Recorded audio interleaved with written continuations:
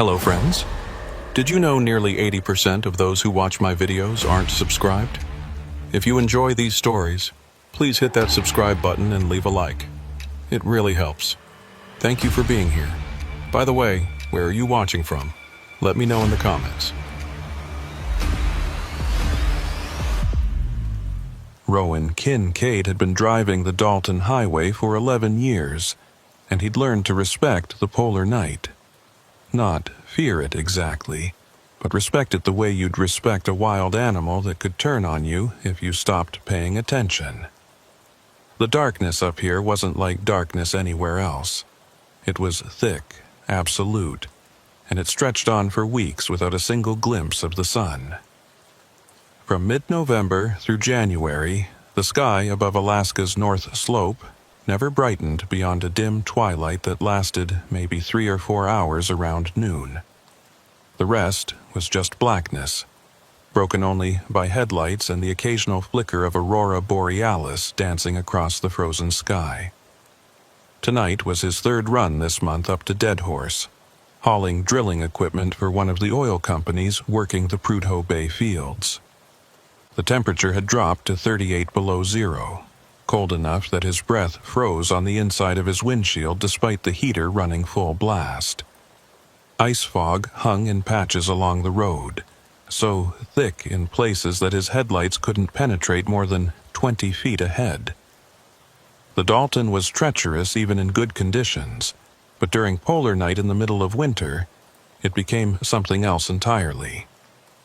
A 414-mile ribbon of ice and gravel cutting through absolute wilderness, where a breakdown could mean death if you weren't prepared. Rowan had learned to be prepared. His Kenworth was equipped with every cold-weather modification available, from auxiliary fuel tanks to engine block heaters to a sleeping compartment insulated well enough to keep him alive, even if the engine died.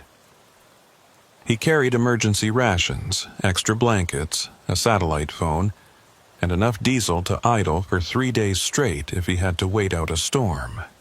Most importantly, he carried respect for the road and the darkness that ruled it for half the year.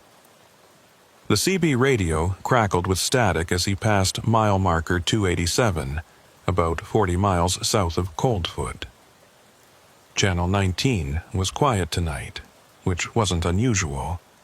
Most drivers preferred to make this run during daylight hours or at least during the brief twilight periods. Running at midnight meant you were either crazy, desperate for the money, or experienced enough to know what you were doing. Rowan liked to think he fell into that third category, though his ex-wife would probably have voted for the first one. He was reaching for his thermos of coffee when a voice came through the CB, faint and distorted by static. Northbound convoy approaching mile marker 290. We've got 4 rigs running heavy through the ice fog. Anybody up ahead, give us a holler on road conditions. Rowan grabbed the microphone and keyed it.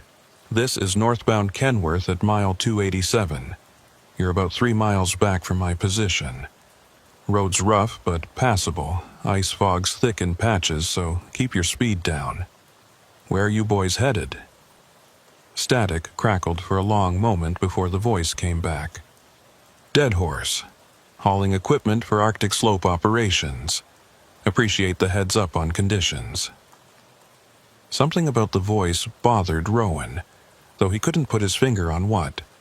Maybe it was the slight echo, or the way the words seemed to drift in and out of clarity. The CB could be temperamental up here, especially during auroras when the ionosphere got stirred up. Still, the hair on the back of his neck prickled in a way that had nothing to do with the cold. "How long you been on the road?" Rowan asked, trying to place why the conversation felt off. Another pause, longer this time. "Left Fairbanks around 1600 hours. Made decent time until we hit the ice fog north of Yukon River." Rowan frowned. The Yukon River crossing was at mile marker 56, more than 200 miles south of his current position. If they'd left Fairbanks at 4 in the afternoon, and it was now just past midnight, that meant they'd been driving for 8 hours to cover 200 miles. That was possible in bad conditions, but it seemed slow, even for a convoy of 4 trucks running through ice fog. "You boys must be crawling along," he said into the microphone. 8 hours from Yukon crossing is rough timing." The static seemed to intensify, and when the voice came back, it sounded farther away. "Conditions have been worse than we expected. The fog's like nothing I've seen in 20 years of running this highway." 20 years. That detail caught Rowan's attention. Anyone who'd been driving the Dalton for 20 years would know this highway inside and out, would know how to time their runs and what to expect during polar night. The voice on the other end didn't sound like a rookie, but something in the way the driver spoke made Rowan uneasy. "What outfit are you running with?" Rowan asked, keeping his tone casual. Static, then. "Northern Freight Services. We're hauling drill components and prefab housing modules. Heavy loads, so we're taking it slow." Northern Freight Services. The name tugged at something in Rowan's memory, but he couldn't quite place it. He'd hauled for most of the major companies working the North Slope over his 11 years, and he knew most of the independent operators by reputation, if not by name.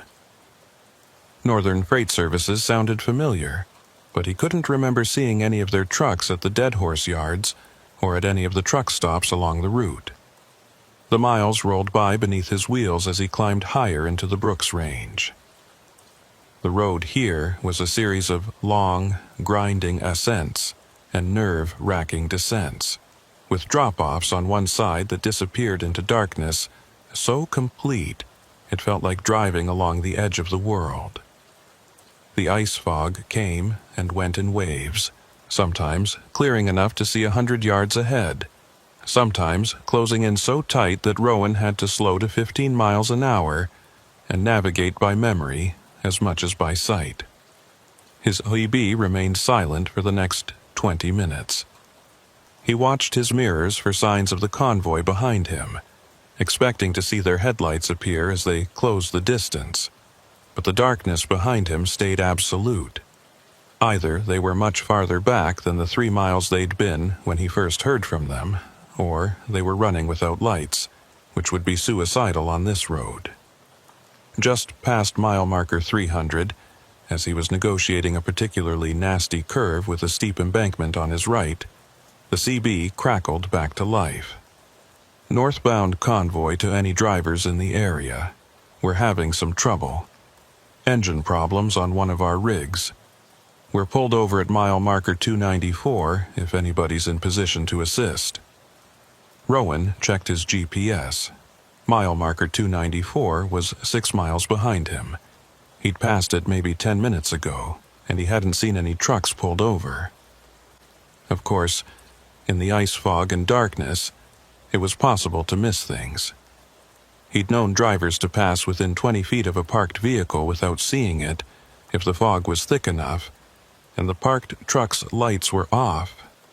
But something about this situation was starting to feel very wrong. "Copy that," Rowan said into his microphone. "This is the Kenworth that was at 287. I'm at mile 300 now. What's the nature of your engine trouble?" The response came faster this time, and the voice sounded different. More urgent, almost desperate. "Fuel system's frozen up. We're losing power on rig number 3. Temperature's dropping fast, and we can't keep the engines warm enough to prevent gelling." That made sense. At 38 below, diesel fuel could start to gel if it wasn't properly treated with anti-gel additives. Most experienced drivers knew to use winter blend fuel and additives during polar night, but mistakes happened. Still, for a convoy that supposedly had been running the Dalton for 20 years, it seemed like a rookie error. "You boys treating your fuel?" Rowan asked. "We treated it in Fairbanks, but something's wrong. The cold up here is worse than anything we planned for." Rowan's frown deepened. 38 below wasn't unusual for this stretch of the Dalton in December. Any driver with 20 years of experience would know that and would plan accordingly. The inconsistencies were piling up, and his instincts were screaming at him that something wasn't right. "What's your rig number?" Rowan asked. "And what's the name of your lead driver?" Static filled the silence for a long moment. When the voice came back, it had changed again. This time it sounded hollow, distant, like someone speaking from the bottom of a well. "Lead driver is Einar Holt. Been running this route since before you were born, friend. We just need some help getting this rig started again." Einar Holt. The name hit Rowan like a physical blow. He knew that name. Every driver who'd worked the Dalton for more than a few years knew that name. Einar Holt had been a legend among Alaska truckers, a tough old Norwegian who'd made hundreds of runs up the Dalton back in the early days when the road was even more primitive and dangerous than it was now. Einar Holt had also been dead for 17 years. Rowan knew because he'd been at the memorial service in Fairbanks, had listened to the stories about how Einar's truck had been found at mile marker 294, engine still running. But Einar himself was gone. They'd searched for weeks, but they never found his body. The official conclusion was that he'd gotten out to check something in the darkness and fog, become disoriented, and wandered off into the wilderness to freeze to death. It happened sometimes up here, even to experienced drivers who should have known better. Rowan's hand was shaking as he keyed the microphone. Einar Holt died in 2006. What kind of sick joke is this? The static intensified until it was almost deafening, and underneath it, Rowan could hear something else. Voices, multiple voices, all talking at once but too distorted to make out individual words. The sound raised goosebumps on his arms despite the layers of clothing he wore against the cold. Then, cutting through the static like a knife, came a woman's voice. Clear, calm, and chillingly matter-of-fact. "They're not joking, Rowan. They don't know they're dead. They've been driving this road for 17 years, making the same run over and over, not understanding why they can never reach Dead Horse, why the darkness never ends, why every night is the same night they disappeared." Rowan nearly drove off the road. He jerked the wheel, feeling his trailer start to slide on the icy surface before he caught it and brought the rig back under control. His heart was hammering against his ribs, and his hands were slick with sweat inside his gloves despite the cold. "Who is this?" he demanded into the microphone. "How do you know my name?" The woman's voice continued, still calm, still clear. "My name is Mara Ellison. I was the dispatcher for Northern Freight Services 17 years ago. I was working the radio the night the convoy disappeared. I've been trying to warn other drivers ever since, but most of them can't hear me. The fact that you can hear both them and me means you're in danger, Rowan. You're somewhere between their reality and ours. And if you're not careful, you're going to end up just like them." Rowan's mind was racing, trying to make sense of what he was hearing. This had to be some kind of elaborate hoax, maybe other drivers messing with him over the CB. But how would they know his name? How would they know about Einar Holt and the convoy that disappeared in 2006? Those weren't widely known details outside of the tight-knit community of Dalton drivers. "This is insane," he said, but his voice lacked conviction even to his own ears. "There's got to be a rational explanation for this." "There probably is," Mara's voice agreed. "But rational doesn't mean normal, and it doesn't mean safe. The polar night does strange things up here, Rowan.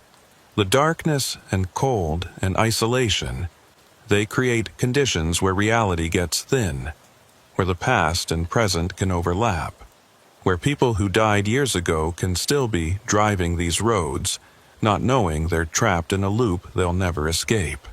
The other voices were still there underneath the static, and now Rowan could make out some of the words. They were talking about road conditions, about ice fog, about making it to Dead Horse before the next storm hit, ordinary trucker conversation, except for the echo that made each word sound like it was bouncing off the walls of a vast, empty space. "Why mile marker 294?" Rowan asked, trying to keep his voice steady. "Why there specifically?" "Because that's where it happened," Mara said.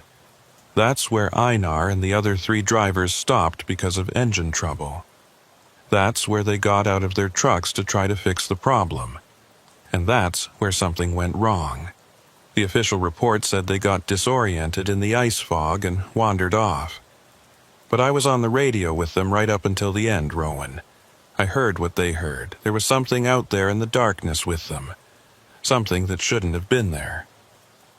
Rowan checked his mirrors again, and this time he saw them. 4 sets of headlights in the distance behind him, emerging from the ice fog like ghost ships sailing through mist. They were gaining on him, closing the distance faster than should have been possible for trucks hauling heavy loads on icy roads. "They're behind me," he said into the microphone. "I can see their lights." "Then you need to get ahead of them and stay ahead of them." Mara's voice took on an urgency that sent ice water through Rowan's veins. "Don't let them catch up to you. Don't stop if they ask for help. And whatever you do, don't pass mile marker 294 while they're near you. That's their point of anchor, the place where they're trapped. If you're too close to them when you pass that spot, you might get pulled into their loop with them." The headlights were definitely getting closer. Rowan could see them more clearly now in his mirrors, 4 sets of lights in a convoy formation, just like the voice on the radio had described. He pressed down on the accelerator, pushing his truck faster than was safe on the icy road, but he couldn't seem to increase the distance between himself and the pursuing convoy. "What happened to them?" he asked. "What was out there with them?" Mara's voice crackled with static. "I don't know. All I know is what I heard on the radio that night. Einar was talking about something moving in the fog, something that wasn't showing up on any of their headlights, but they could all see it. He said it looked like a person at first, someone walking along the road, but when they got closer they realized it wasn't human. The shape was wrong, the proportions were off, and then what? And then the screaming started, all 4 of them, all at once. It lasted maybe 10 seconds, and then silence. The trucks were still transmitting. I could hear their engines idling, but there was no one talking. I stayed on the radio all night, calling for them, but there was never any answer. By the time search and rescue reached the location the next morning, the trucks were found exactly where they'd stopped, engines still running, but all 4 drivers were gone. No footprints in the snow, no signs of struggle, nothing. Just empty trucks sitting on an empty road in the middle of nowhere. The convoy was close enough now that Rowan could make out details in his mirrors. The trucks looked old, older than they should have been. The headlights were the wrong style, the kind that hadn't been manufactured in 15 years. And there was something off about the way they moved, as if they weren't quite touching the road, as if they were gliding along just slightly above the icy surface. Rowan's GPS showed he was approaching mile marker 292, 2 miles from the anchor point where the original convoy had disappeared. The pursuing trucks were now less than a quarter mile behind him, and no matter how fast he pushed his rig, he couldn't seem to open up the distance between them. "I can't outrun them," he said into the microphone. "They're too close, and they're moving too fast." "Then you need to break the pattern," Mara's voice said. "They're locked into their route, repeating the same drive they made 17 years ago. If you do something they didn't do, something unexpected, you might be able to get out of sync with them." "Like what?" "I don't know. Stop before you reach 294. Turn around. Take one of the side access roads. Anything that breaks the pattern of driving straight through to where they disappeared." Mile marker 293 flashed past Rowan's window. 1 mile to go, and the convoy was now close enough that he could see details through the ice fog. The lead truck was a Peterbilt, older model with chrome stacks and a paint scheme that hadn't been popular since the early 2000s. Behind it were 3 more trucks, all of them with that same ghostly, not quite real quality that made Rowan's eyes hurt when he tried to focus on them directly. There was a pullout ahead on the right side of the road, a small gravel area where trucks could stop to check their loads or wait out bad weather. Rowan made a split-second decision. He hit his brakes, feeling the anti-lock system pulse as the wheels fought for traction on the ice, and swung his truck toward the pullout. The rig slid sideways for a heart-stopping moment before the tires caught, and he managed to get the truck stopped in the gravel clearing. Behind him, the convoy kept coming. They didn't slow down, didn't deviate from their path. They simply continued past his position, their headlights cutting through the fog and darkness as they drove toward mile marker 294. Rowan watched them go, counting the seconds, waiting for them to disappear into the distance. But they didn't disappear. Instead, as they reached the area where mile marker 294 should have been, the trucks began to fade. Not all at once, but gradually, like someone was slowly turning down their brightness and solidity. Within 30 seconds, they were gone completely, leaving nothing but darkness and swirling ice fog where they had been. Rowan sat in his idling truck, hands gripping the steering wheel so tightly his knuckles ached, trying to process what he'd just witnessed. His rational mind insisted there had to be an explanation. Reflections, maybe. Heat mirages, though that seemed impossible in 38 below zero weather. Some kind of atmospheric phenomenon unique to polar night conditions. But he knew what he'd seen. And more importantly, he knew what he'd heard on the CB radio. "Mara," he said into the microphone, "are you still there?"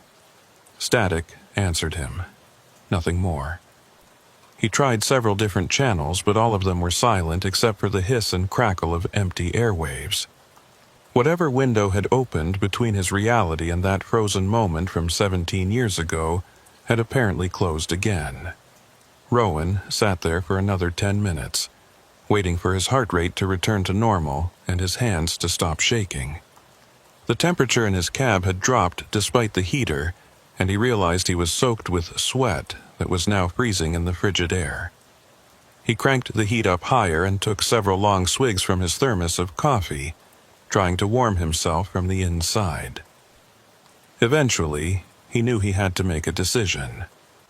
He could turn around and head back south, abandon this load and this run, and never drive the Dalton Highway again.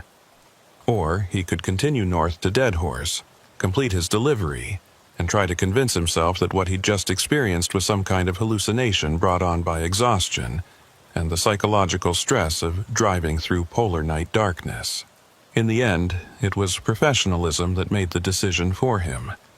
He had a contract to fulfill, a load to deliver, and a reputation to maintain. More than that, he had 11 years of experience on this highway that told him the only thing more dangerous than completing the run was turning around and trying to drive it in reverse through the darkness and ice fog. He put his truck in gear and pulled back onto the highway, heading north. As he passed the area where mile marker 294 should have been, he kept his eyes straight ahead and his speed steady. There was nothing to see anyway, just the narrow cone of his headlights cutting through the fog, the white line at the edge of the road, and the endless darkness that pressed in from all sides. But as he drove away from that spot, Rowan made himself a promise.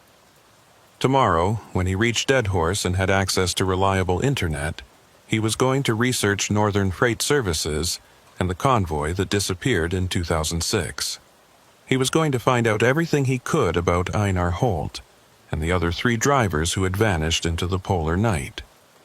And he was going to try to figure out what Mara Ellison had been trying to tell him about the thinness of reality during the long darkness. Because one thing was certain. What had just happened wasn't over. The convoy was still out there, still driving their endless loop through the frozen darkness, still searching for a destination they would never reach. And Rowan had a feeling that this wouldn't be the last time he encountered them on the long, lonely road through Alaska's winter night. The miles ahead stretched out into blackness, and somewhere in that darkness, 4 ghost trucks were still driving, still calling out on the CB radio, still looking for help that would never come. Rowan pressed the accelerator and drove on, counting the mile markers as they appeared and disappeared in his headlights, each one taking him farther from the haunted stretch of highway, but never quite far enough to forget what he had seen and heard. Behind him, lost in the ice fog and polar darkness, mile marker 294 stood silent and empty, waiting for the next driver who might be unlucky enough to hear voices from the past calling out on Channel 19, asking for help, not knowing they were 17 years too late to be saved. Rowan didn't stop again until he reached the truck yard at Coldfoot, 43 miles north of where he'd encountered the ghost convoy. The small settlement was little more than a truck stop, a few buildings, and a fuel station, but it represented civilization in a landscape that had none. He pulled into the lot at 3 a.m, his hands still trembling slightly on the steering wheel, and sat in his idling cab trying to decide what to do next. The smart thing would be to fuel up, grab some coffee, and continue north to Deadhorse. Finish the job, collect his pay, and put this night behind him. But the researcher in him, the part that had always been curious about the stories and legends that accumulated around remote highways, wouldn't let it go. He needed to know more about what had happened at mile marker 294 17 years ago. The truck stop was nearly empty at this hour. Just 2 other rigs parked in the lot, their engines idling to keep the cabs warm in the brutal cold. Rowan topped off his fuel tanks and headed inside, grateful for the blast of overheated air that hit him when he opened the door. The interior was what you'd expect from a Coldfoot truck stop. Worn linoleum floors, fluorescent lights that hummed and flickered, a coffee station that looked like it had been there since the highway was built, and a small restaurant area with red vinyl booths. Behind the counter stood a woman in her 60s, gray hair pulled back in a practical ponytail, wearing a fleece jacket over her uniform. She looked up as Rowan entered, and something in her expression suggested she'd been expecting him, though that was impossible. "Coffee's fresh," she said, gesturing toward the station. "Made it 20 minutes ago when I heard trucks coming up from the south." Rowan poured himself a cup, black and strong enough to strip paint, and carried it to the counter. The woman was watching him with an intensity that made him uncomfortable, as if she could see the traces of what he'd just experienced written on his face. "Rough drive?" she asked. "You could say that," Rowan replied, keeping his voice neutral. "Ice fog's thick south of here." The woman nodded slowly. "Ice fog, right. That what you're calling it?" Rowan felt his stomach tighten. "What else would I call it?" She leaned forward slightly, lowering her voice even though they were the only people in the building besides a trucker asleep in one of the booths. "Son, I've been working this truck stop for 32 years. I've seen every kind of weather and road condition you can imagine. But I've also seen the look you've got on your face right now. That's not the look of someone who just drove through some fog. That's the look of someone who saw something they can't explain." Rowan took a long drink of his coffee, buying time to think. Part of him wanted to unload the whole story on her, to tell someone what had happened, and see if they believed him. But another part, the cautious part that had kept him alive through 11 years of dangerous driving, warned him to keep his mouth shut. The woman made the decision for him. "You passed mile marker 294 tonight, didn't you? Around midnight, maybe a little after?" The coffee cup froze halfway to Rowan's lips. "How did you know that?" "Because you're not the first driver to come through here with that look on their face. And you won't be the last." She glanced toward the sleeping trucker in the booth, making sure he was still out, then continued in an even lower voice. Every few months, maybe 3 or 4 times a year, someone drives through here in the middle of the night looking like they've seen a ghost. And when I ask them about it, when I really push them, they all tell me the same story. They heard voices on the CB, they saw lights behind them that shouldn't have been there. And they encountered something at or near mile marker 294 that they can't explain. Rowan set his cup down carefully on the counter. Did any of them mention Einar Holt? The woman's expression shifted, and for a moment something that looked like grief passed across her features.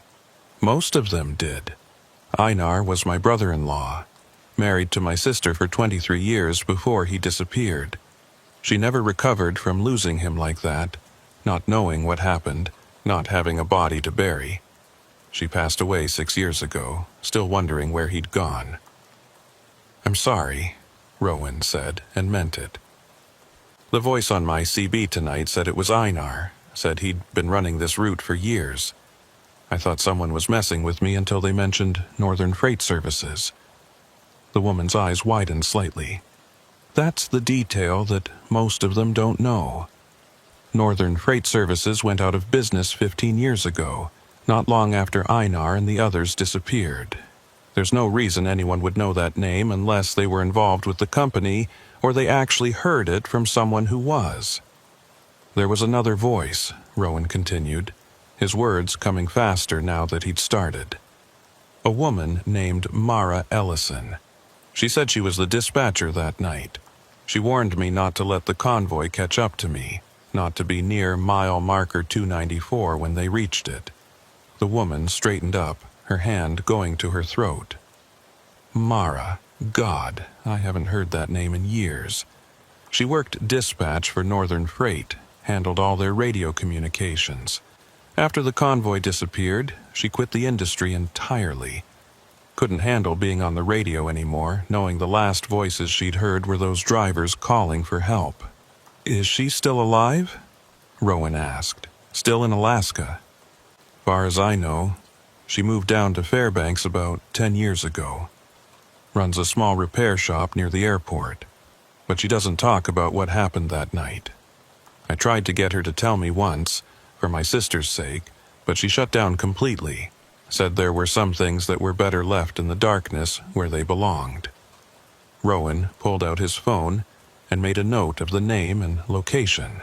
He'd be passing through Fairbanks on his way back south. Maybe if he could talk to Mara in person, he could get some answers about what had really happened at mile marker 294 and why it seemed to be happening again. "What do you think is out there?" he asked the woman. "What do you think happened to your brother-in-law?" She was quiet for a long moment, staring past Rowan toward the windows that looked out on the frozen darkness. "I think the polar night does something to this place. The darkness isn't natural, you know. Not darkness that lasts for months at a time. Human beings aren't meant to live in that. We're not meant to drive through it. And I think sometimes, when the conditions are just right and the darkness is at its deepest, reality gets thin up here. Things that should stay separate start to overlap. The past bleeds into the present. The dead don't always stay buried." "That sounds like superstition," Rowan said, but his voice lacked conviction. "Does it?" The woman met his eyes. "You tell me what you saw tonight and then tell me it's superstition. You heard voices on your radio that shouldn't be there. You saw trucks that disappeared 17 years ago. You talked to a woman who quit the industry a decade ago and moved away from this highway. That sound like superstition to you, or does it sound like something else?" Rowan didn't have an answer for that. He finished his coffee in silence, paid for his fuel, and headed back out into the cold. As he was opening his truck door, the woman called out to him from the doorway of the truck stop. "Hey, one more thing." He turned back to face her. "If you do manage to track down Mara Ellison, if she actually agrees to talk to you about that night, you tell her something for me. Tell her that Sarah Kincaid says it wasn't her fault. Tell her that my sister never blamed her for what happened, and neither do I. Sometimes things happen in this darkness that are beyond anyone's control. Kincaid, Rowan repeated. Any relation to, "You're a Kincaid with an E," the woman said. "I'm a Kincaid with an I. Different spelling, probably no relation. But maybe not coincidence that you're the one who encountered them tonight. This highway has a way of connecting people in unexpected ways." Rowan climbed back into his cab and sat there for a moment, letting the heater warm him and thinking about what Sarah Kincaid had said. The idea that the highway itself might have some kind of consciousness, some ability to create connections between past and present, living and dead, seemed insane. But then again, everything about the last few hours had seemed insane. He pulled back onto the Dalton Highway and continued north toward Dead Horse.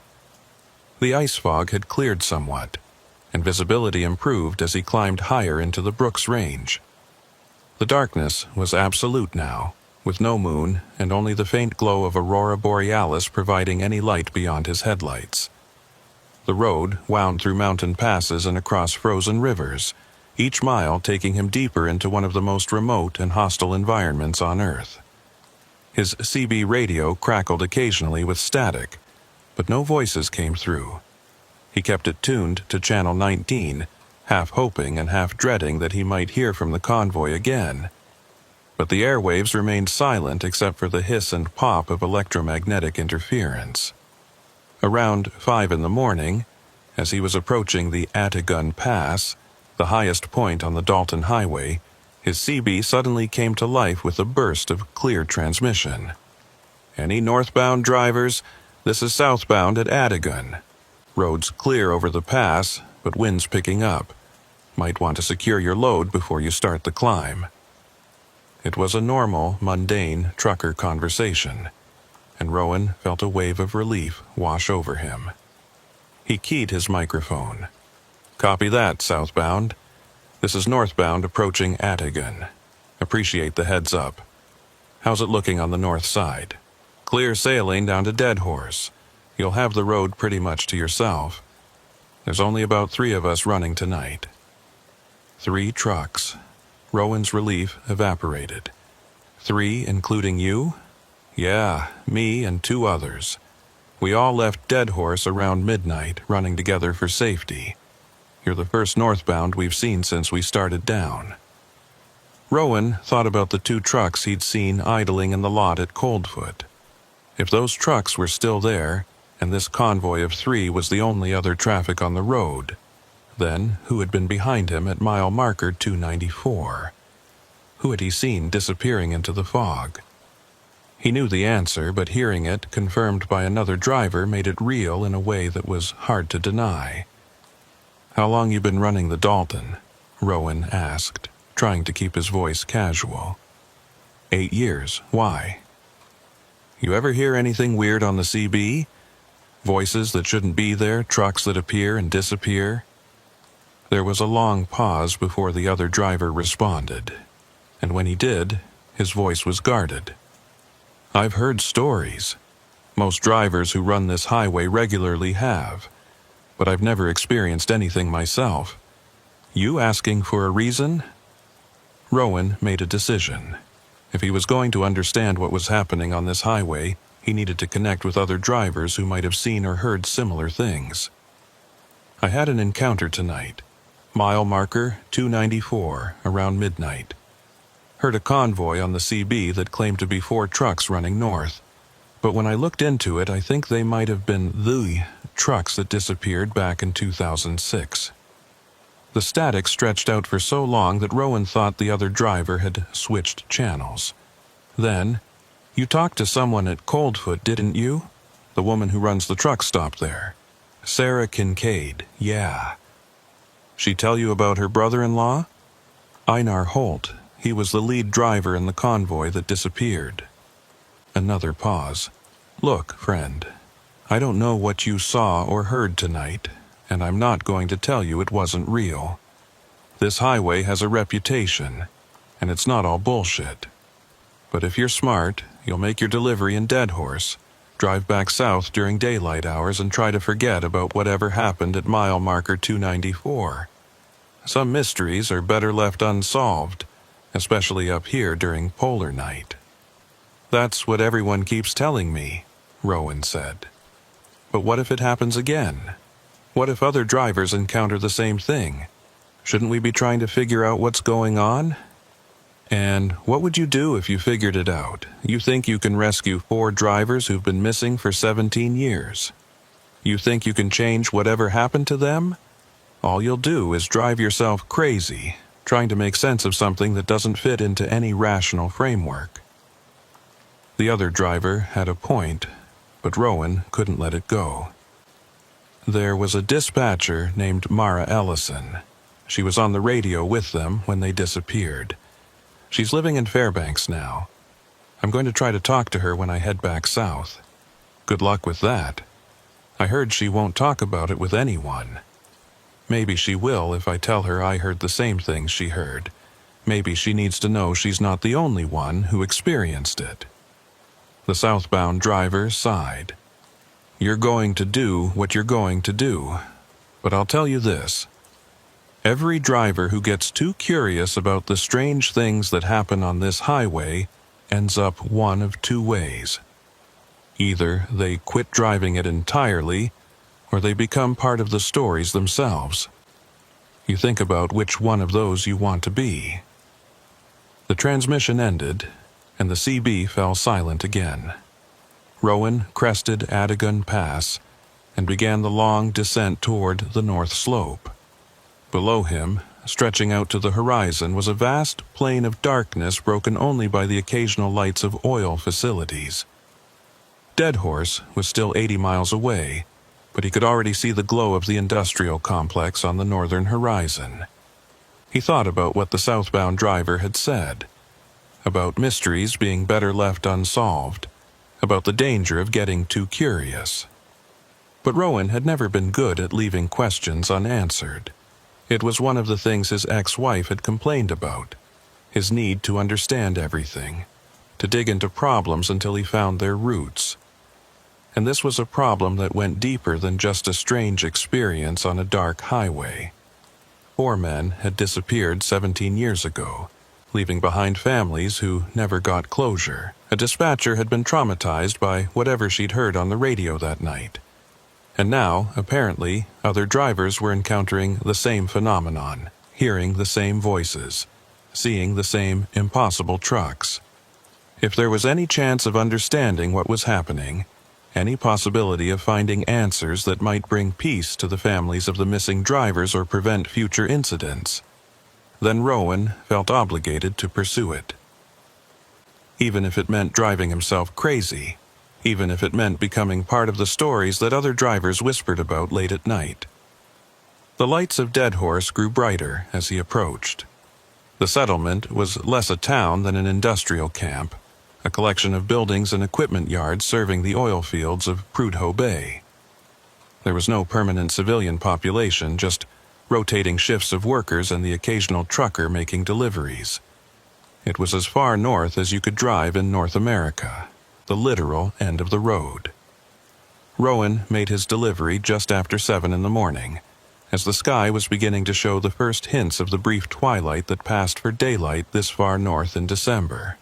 He had a few hours to rest before he needed to start the long drive back south, and he spent that time in his sleeper berth trying to catch some sleep while his mind raced with questions.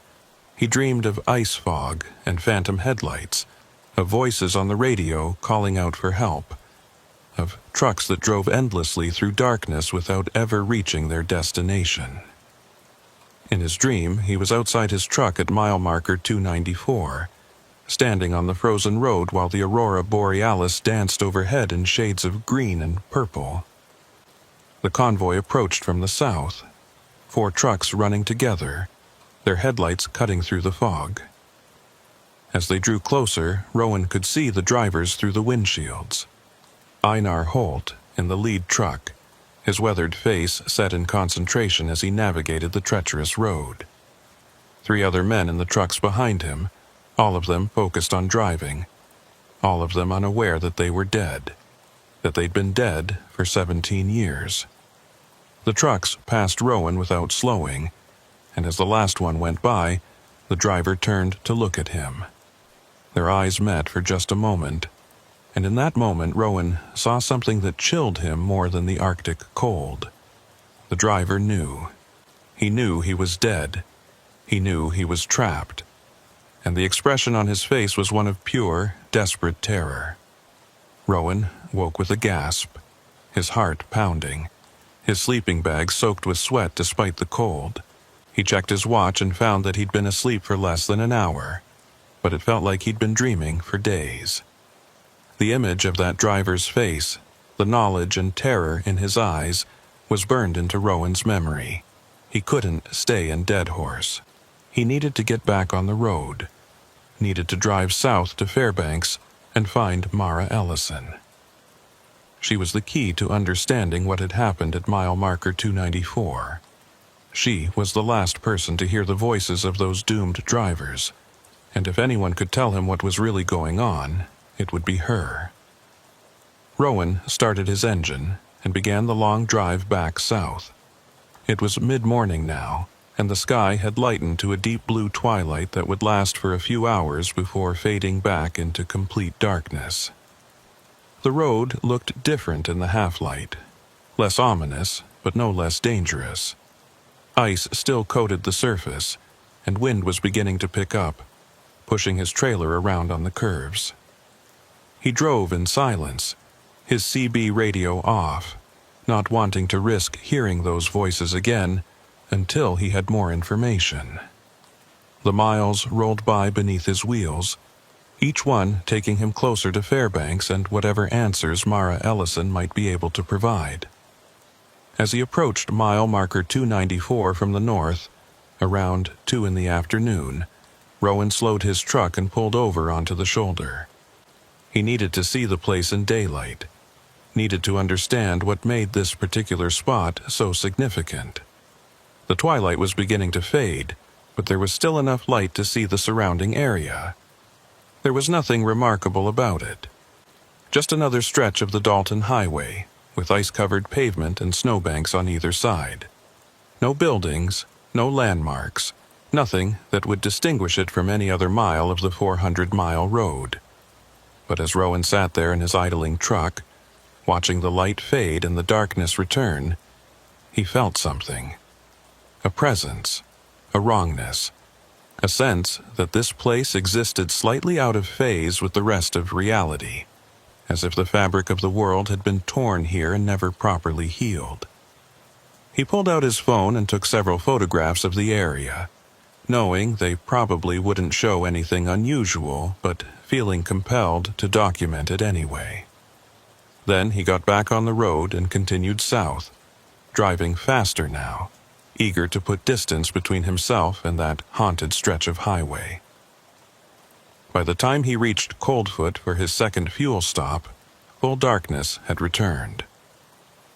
Sarah Kincaid was still behind the counter, working what must have been a double shift. She looked up as he entered, and something in her expression suggested she'd expected him to come back. "You going to see her?" she asked without preamble. "Mara Ellison, yeah. I need to know what she heard that night." Sarah nodded slowly. "When you talk to her, you be gentle. What happened broke something in her. She's put her life back together since then, but it's a fragile thing. Don't go digging up the past unless you're prepared to deal with what you find." "I'll be careful," Rowan promised. "But I have to know. I have to understand what's happening out there." "Understanding and accepting are two different things," Sarah said. "You might find that the truth is worse than not knowing." Rowan thought about the dream he'd had, about the terror in that driver's eyes. "I'll take that risk." He drove through the night toward Fairbanks, the city lights growing brighter on the southern horizon as he descended from the Brooks Range. Somewhere behind him, mile marker 294 sat in the frozen darkness. And somewhere in that darkness, 4 trucks were still driving, still searching for a destination they would never reach, still calling out on the radio for help that was 17 years too late. Rowan reached Fairbanks just before dawn on his second day without real sleep.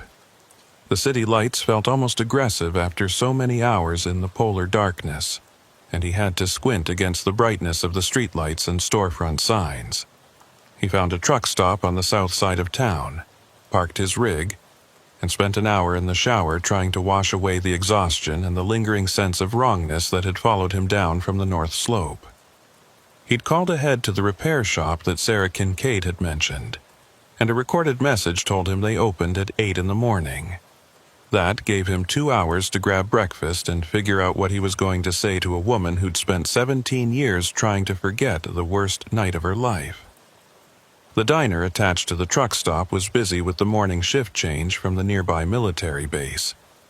Rowan sat in a booth by the window, drinking coffee that was better than anything he'd had at Coldfoot, and watched the sky gradually lighten from black to deep blue to the pale gray that passed for daylight this far north in December. The sun wouldn't actually rise for another few weeks, but the extended twilight was a welcome change from the absolute darkness of the highway. At 7:45, he drove his truck to the address Sarah had given him. Arctic Air Repair was located in an industrial area near the airport, a squat metal building with a small office attached to a larger workshop. Several small aircraft engines were visible through the open bay doors, and he could hear the sound of pneumatic tools from inside the shop. The office was warm and cluttered with parts catalogs and maintenance logs. Behind the counter stood a woman in her late 50s, wearing coveralls and safety glasses pushed up on her forehead. She had short gray hair and the kind of weathered face that came from years of Alaska living. When she looked up at Rowan, her eyes were sharp and assessing. "Help you with something?" she asked. Her voice was polite but guarded, the tone of someone who'd learned to be cautious with strangers.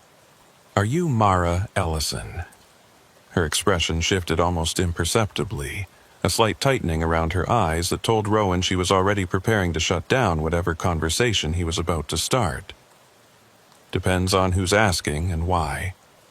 Rowan took a breath. "My name is Rowan Kincaid. I'm a trucker. I drive the Dalton Highway regularly, hauling loads up to Dead Horse. 2 nights ago, I had an experience at mile marker 294 that I can't explain, and Sarah Kincaid suggested I talk to you about it." Mara's face went pale. She set down the wrench she'd been holding and gripped the counter with both hands. "Sarah sent you here?" "She said you were the dispatcher for Northern Freight Services back in 2006. She said you were on the radio with Einar Holt and the other drivers the night they disappeared." "I don't talk about that," Mara said, but her voice had lost its strength. "I haven't talked about it in 17 years, and I'm not starting now." "I heard you on the CB radio," Rowan said quickly, before she could shut him down completely. "Night before last, around midnight. You warned me about the convoy, told me not to let them catch up to me. You said your name was Mara Ellison, and that you'd been trying to warn other drivers." Mara stared at him for a long moment, and Rowan watched a series of emotions play across her face. Disbelief, fear, and then something that looked like desperate hope. "That's impossible. I wasn't on any radio 2 nights ago. I don't even own a CB anymore. I know it sounds crazy, but I heard your voice as clearly as I'm hearing it now. You told me about the convoy being trapped in a loop, about them not knowing they were dead. You told me that the polar night creates conditions where reality gets thin." Mara's hands were shaking now. She moved around the counter and flipped the sign on the door to closed, then locked it. "Come with me," she said, and led him through the workshop to a small break room in the back. She poured them both coffee from a pot that looked like it had been sitting there for hours, and sat down heavily in one of the plastic chairs. "Tell me everything," she said. "Start from the beginning and don't leave anything out." Rowan told her the whole story. The voices on the CB, the convoy that appeared behind him, Einar Holt's name, her warning, the way the trucks had faded away at mile marker 294. He told her about his stop at Coldfoot and his conversation with Sarah Kincaid, about the other drivers who'd reported similar experiences. When he finished, Mara was staring into her coffee cup, her jaw clenched tight. "What I'm about to tell you," she said finally, "I've never told anyone. Not the police, not the investigators, not even Sarah. Because if I'd told them the truth, they would have thought I was insane. Hell, I thought I was insane for years afterward." She took a long drink of coffee and continued. "That night in 2006, I was working dispatch from the Northern Freight Office in Fairbanks. It was December 15th, polar night, and we had a convoy of 4 trucks running north to Deadhorse. Einar Holt was the lead driver, and he had 3 others with him. They'd left Fairbanks around 4 in the afternoon, planning to make Deadhorse by early morning." Rowan nodded, encouraging her to continue. "Everything was routine for the first few hours. They checked in at regular intervals, reported road conditions, the usual stuff. But around midnight, when they were approaching mile marker 294, Einar came on the radio and said they were having engine trouble. One of the trucks was losing power, and they were going to pull over to check it out. That's what I heard on my CB," Rowan said. Almost word for word. Maris's hands tightened around her coffee cup. "I told them to be careful, to stick together, to call back if they needed me to send help. Then there was silence for maybe 10 minutes. I wasn't worried at first. Engine trouble takes time to diagnose, and they were experienced drivers who knew what they were doing." She paused, and Rowan could see her struggling with what came next. Then Einar came back on the radio, and his voice was different, scared.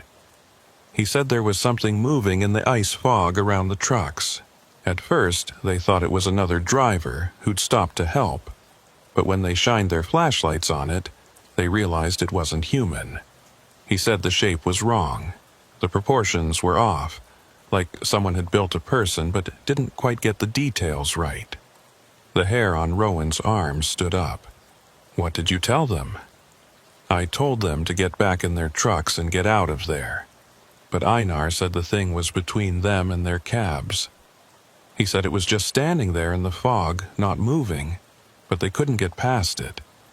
And then one of the other drivers, a kid named Bryson, he started shouting that there were more of them, that they were surrounded." Mara's voice had dropped to barely above a whisper. "I was shouting into the radio, telling them to run, to get to their trucks any way they could. But then I heard this sound. It came through the radio so clearly that I felt it in my bones.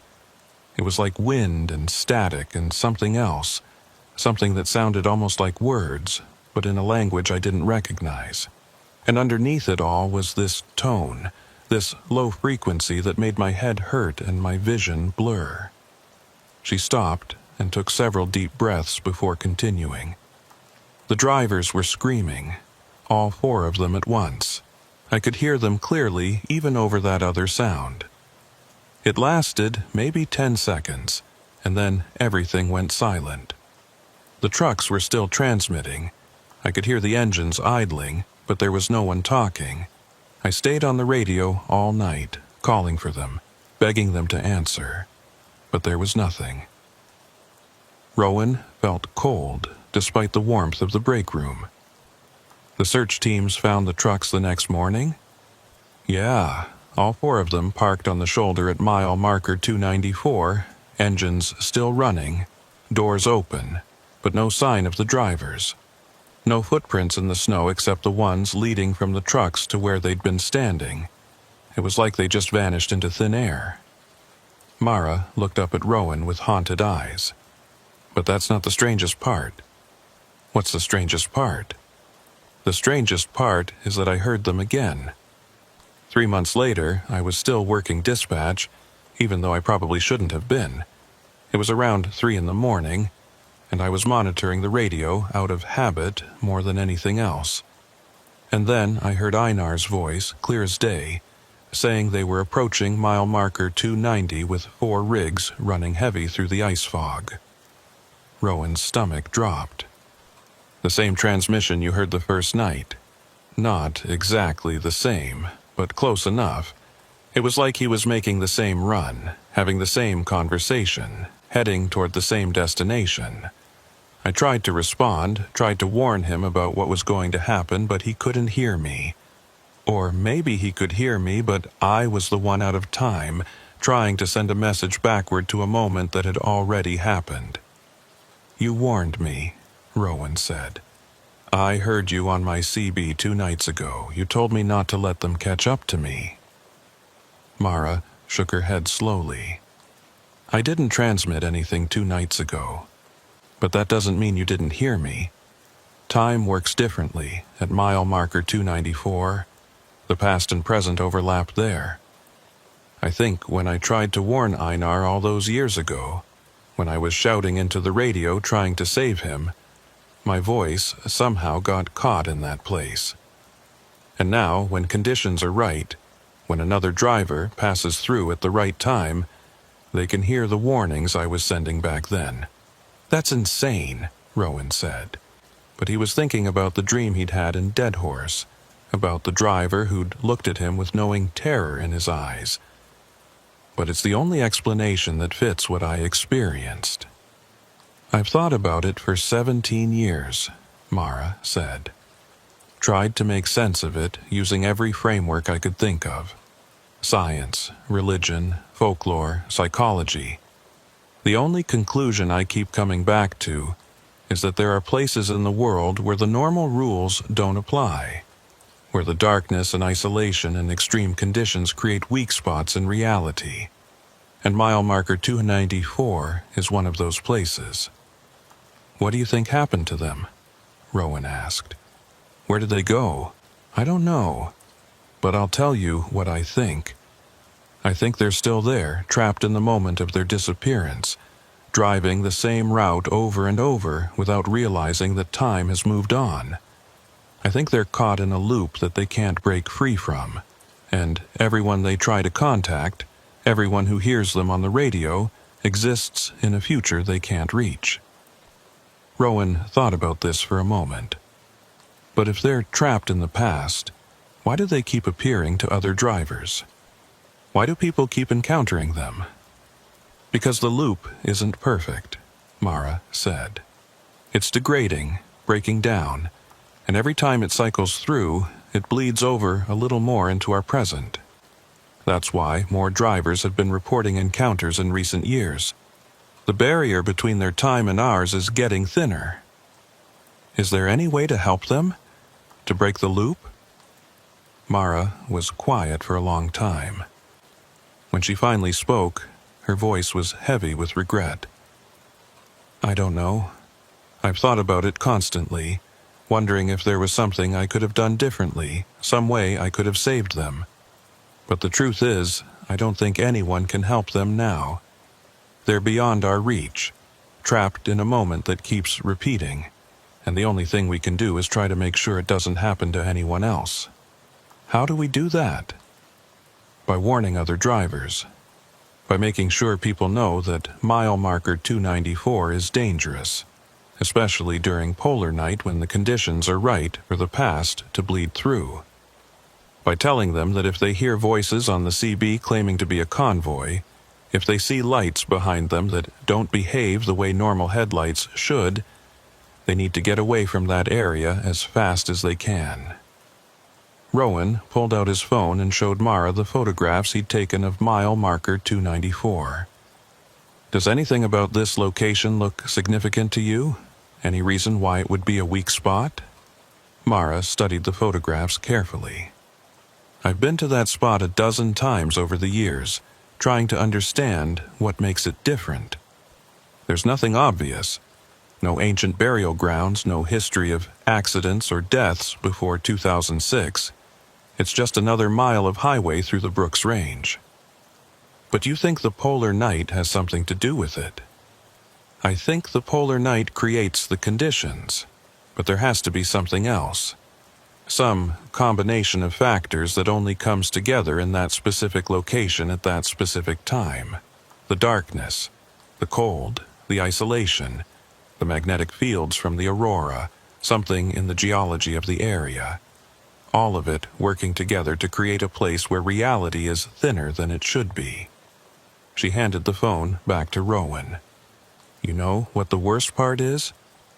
Knowing that Einar and the others might still be conscious in there. They might be aware that they're trapped, aware that they keep making the same drive over and over, but unable to break free or to understand what's happened to them. That's the nightmare that keeps me awake at night. Rowan thought about his dream again, about the terror in that driver's eyes. I think you're right. I think they know. Then we have to make sure no one else gets trapped with them, Mara said firmly.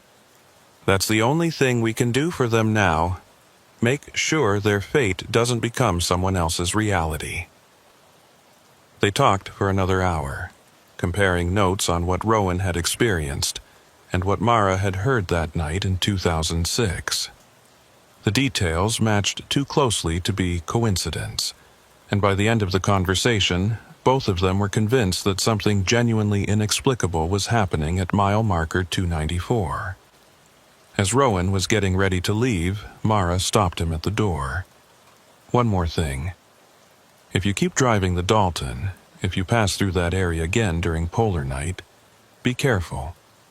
The fact that you heard both the convoy and my warning means you're sensitive to whatever's happening there. That makes you more vulnerable than other drivers. You might be able to hear things they can't, see things they miss, and that means you're at greater risk of getting pulled into the loop. I'll be careful, Rowan promised. But I can't just avoid that stretch of highway. It's part of my route, part of my job. Then make sure you never stop there. Never pull over between mile markers 290 and 295.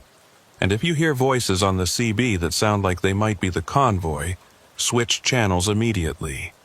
Don't engage with them. Don't try to help them. Just get as far away as possible. Rowan nodded and headed back to his truck. The sun still hadn't risen, and wouldn't rise for weeks yet, but the sky had lightened to a pale twilight that made the world feel slightly less oppressive. He sat in his cab for a few minutes, processing everything Mara had told him, and tried to decide what to do next. He could take Mara's advice and avoid mile marker 294 during polar night. He could change his route, refuse loads that required him to drive the Dalton in December and January. It would hurt his income, but it would keep him safe from whatever was trapped at that location. Or he could keep driving, keep passing through that haunted stretch of highway, and hope that he never encountered the convoy again. In the end, the decision was made for him. His dispatcher called with another load heading north to Deadhorse, pickup that afternoon, delivery in 2 days. It was good money, and Rowan needed good money. More than that, he felt a strange obligation to keep driving that road, to bear witness to what had happened to Einar Holt and the others, to make sure their story didn't fade into forgotten legend. He accepted the load and started the long drive back down to the warehouse district to pick up his trailer. As he drove through Fairbanks, he thought about what Mara had said about reality being thin in certain places during polar night. He thought about the convoy trapped in their endless loop, and about his own vulnerability to whatever forces were at work at mile marker 294. But mostly he thought about the responsibility that came with knowledge. He knew now what had happened to those 4 drivers, or at least as much as anyone could know.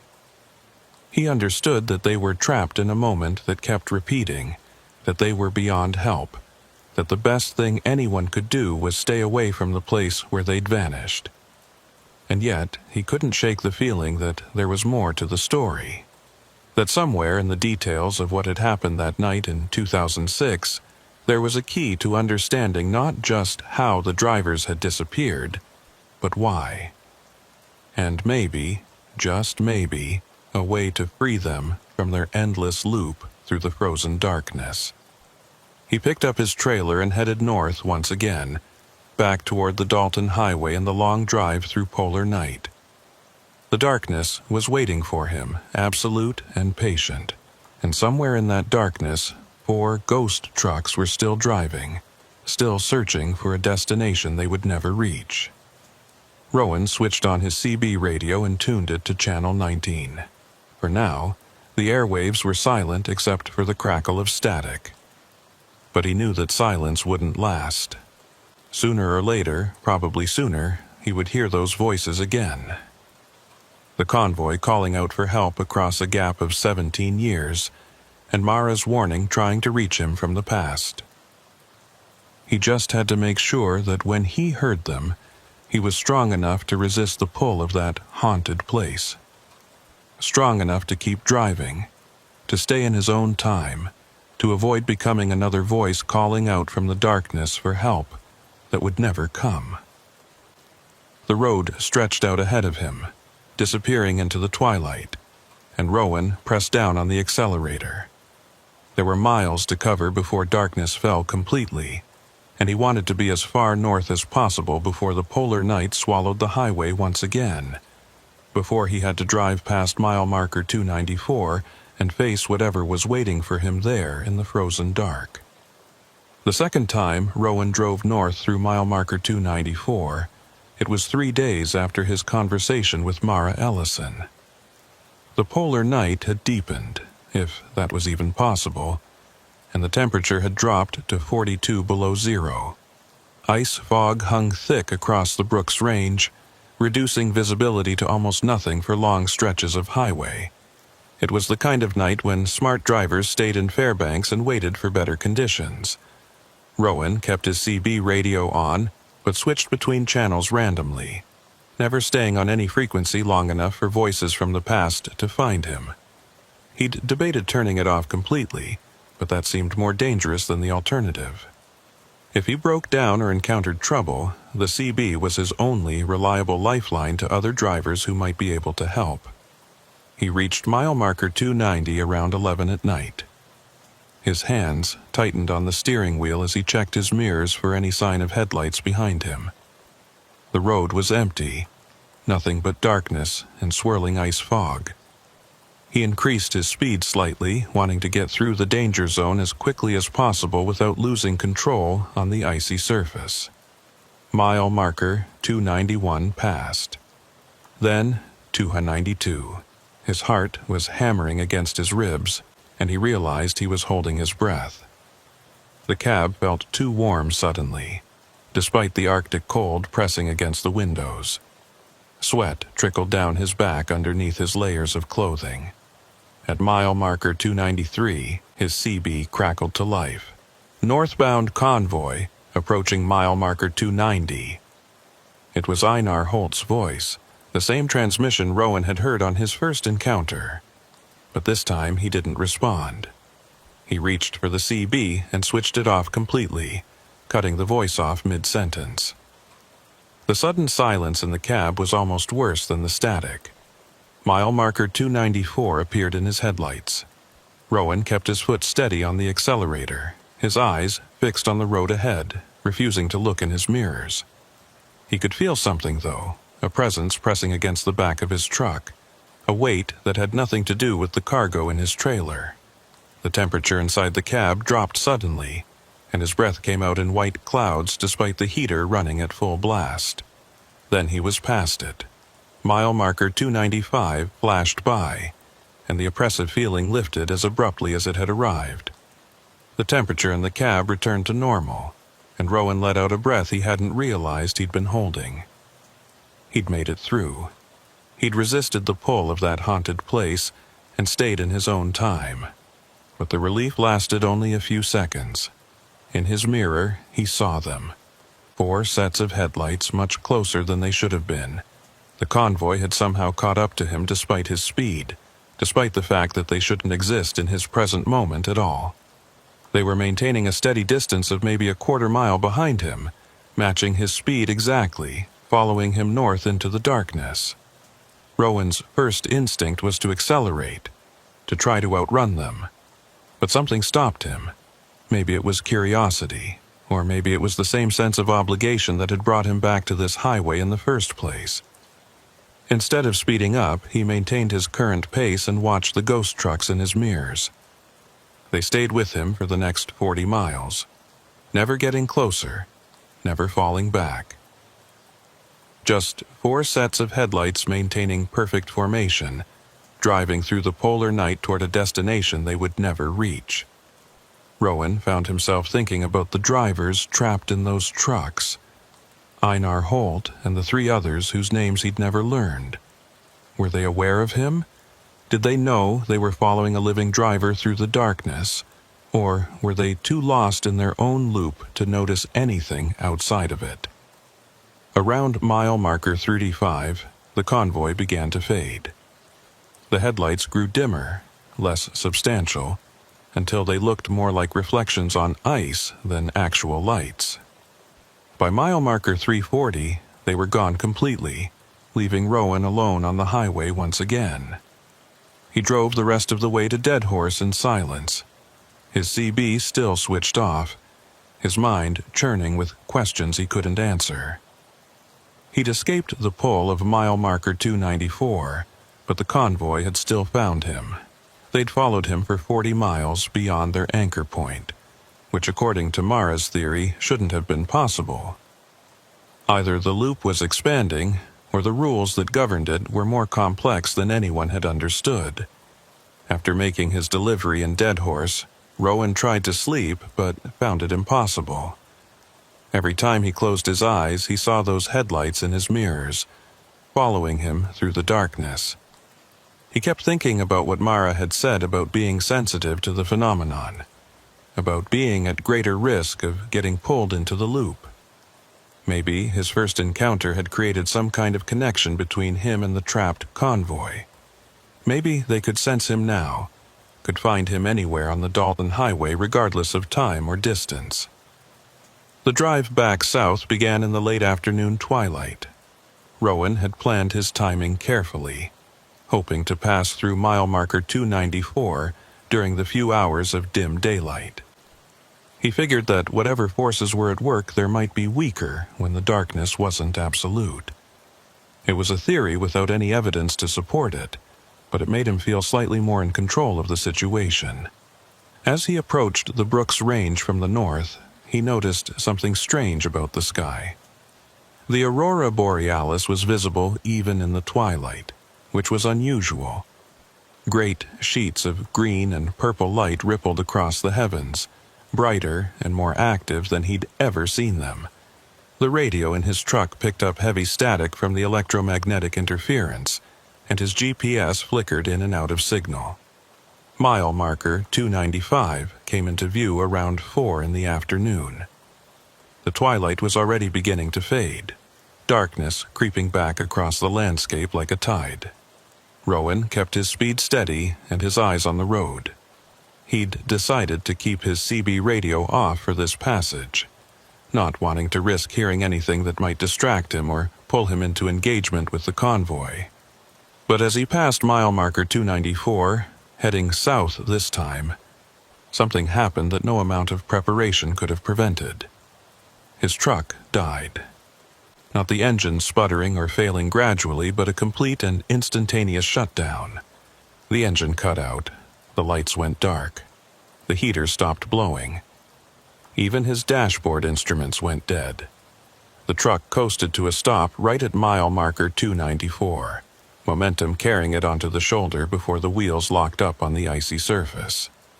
Rowan sat in the sudden silence and darkness, his breath coming in short gasps.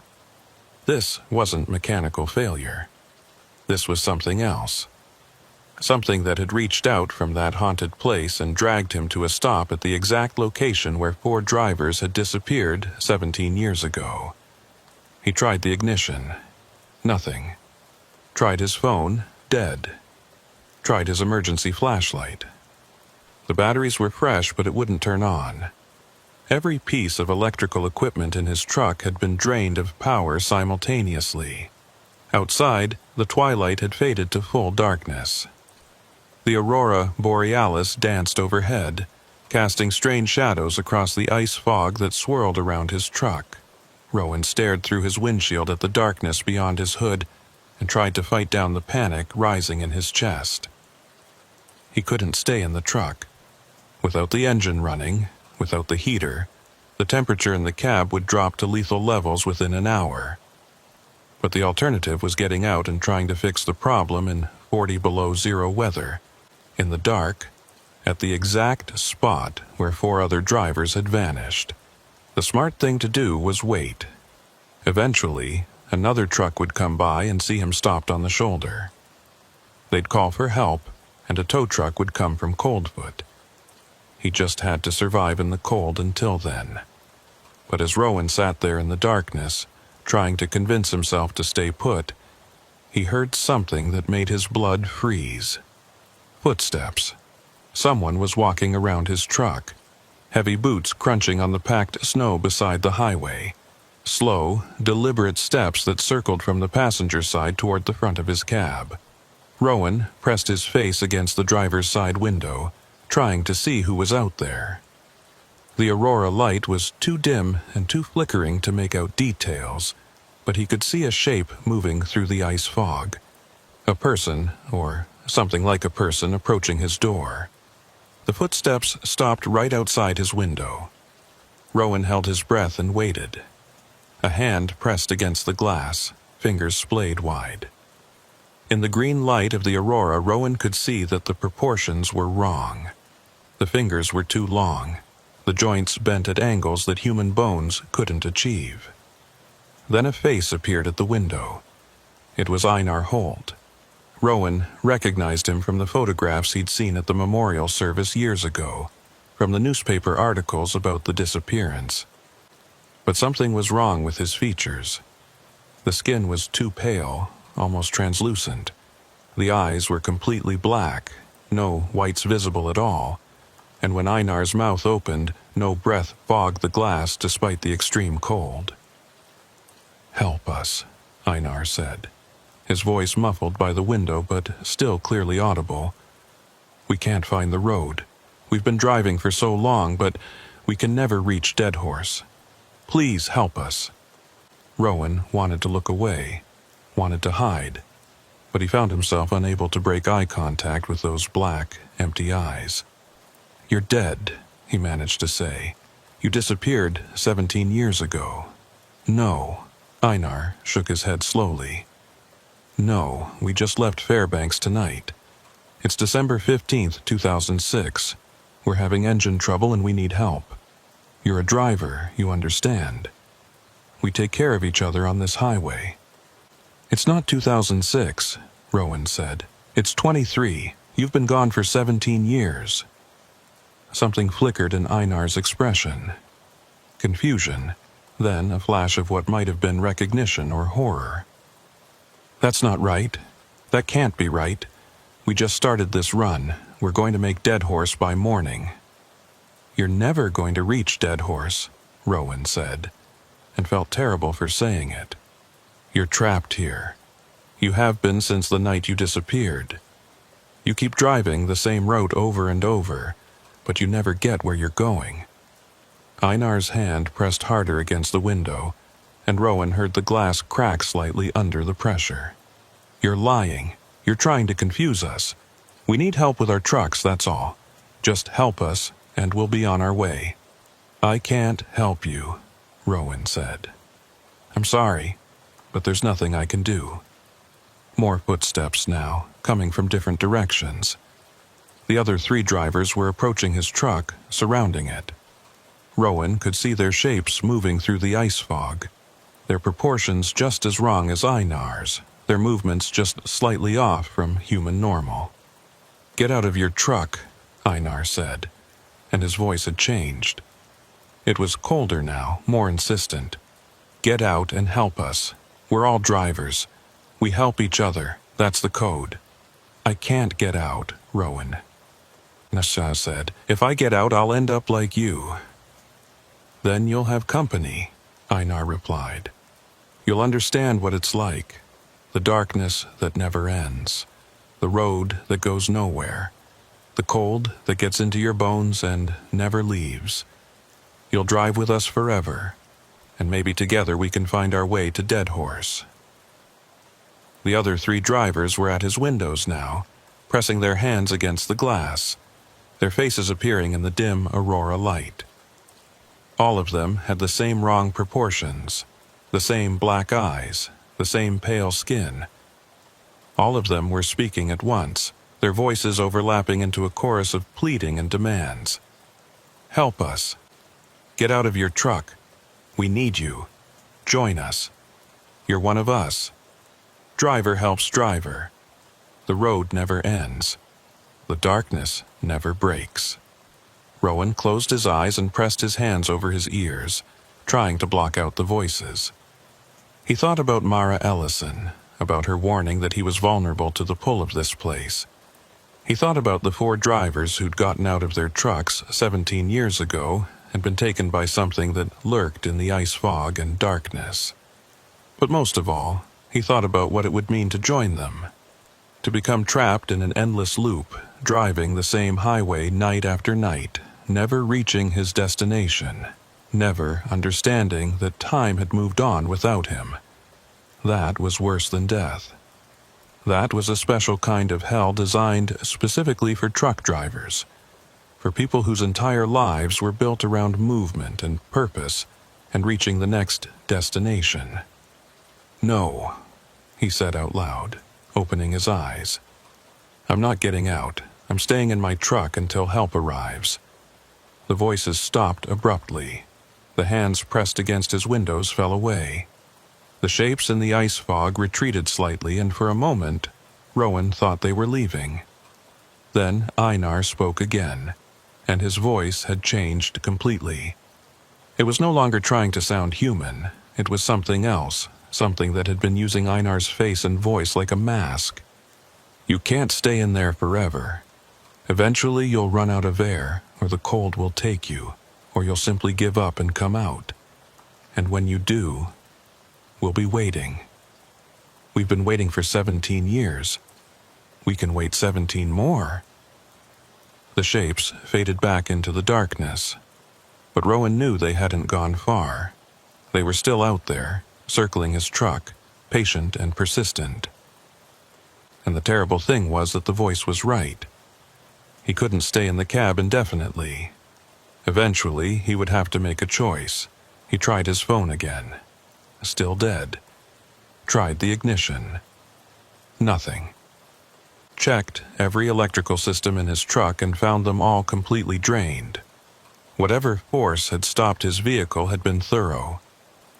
The minutes dragged by, each one feeling like an hour. The temperature in the cab dropped steadily. Rowan put on every piece of clothing he had, wrapped himself in his sleeping bag, and tried to conserve body heat. But 42 below zero was relentless, and without the heater running, he knew he was in serious danger of hypothermia. After what felt like an eternity but was probably only 45 minutes, Rowan saw headlights approaching from the south.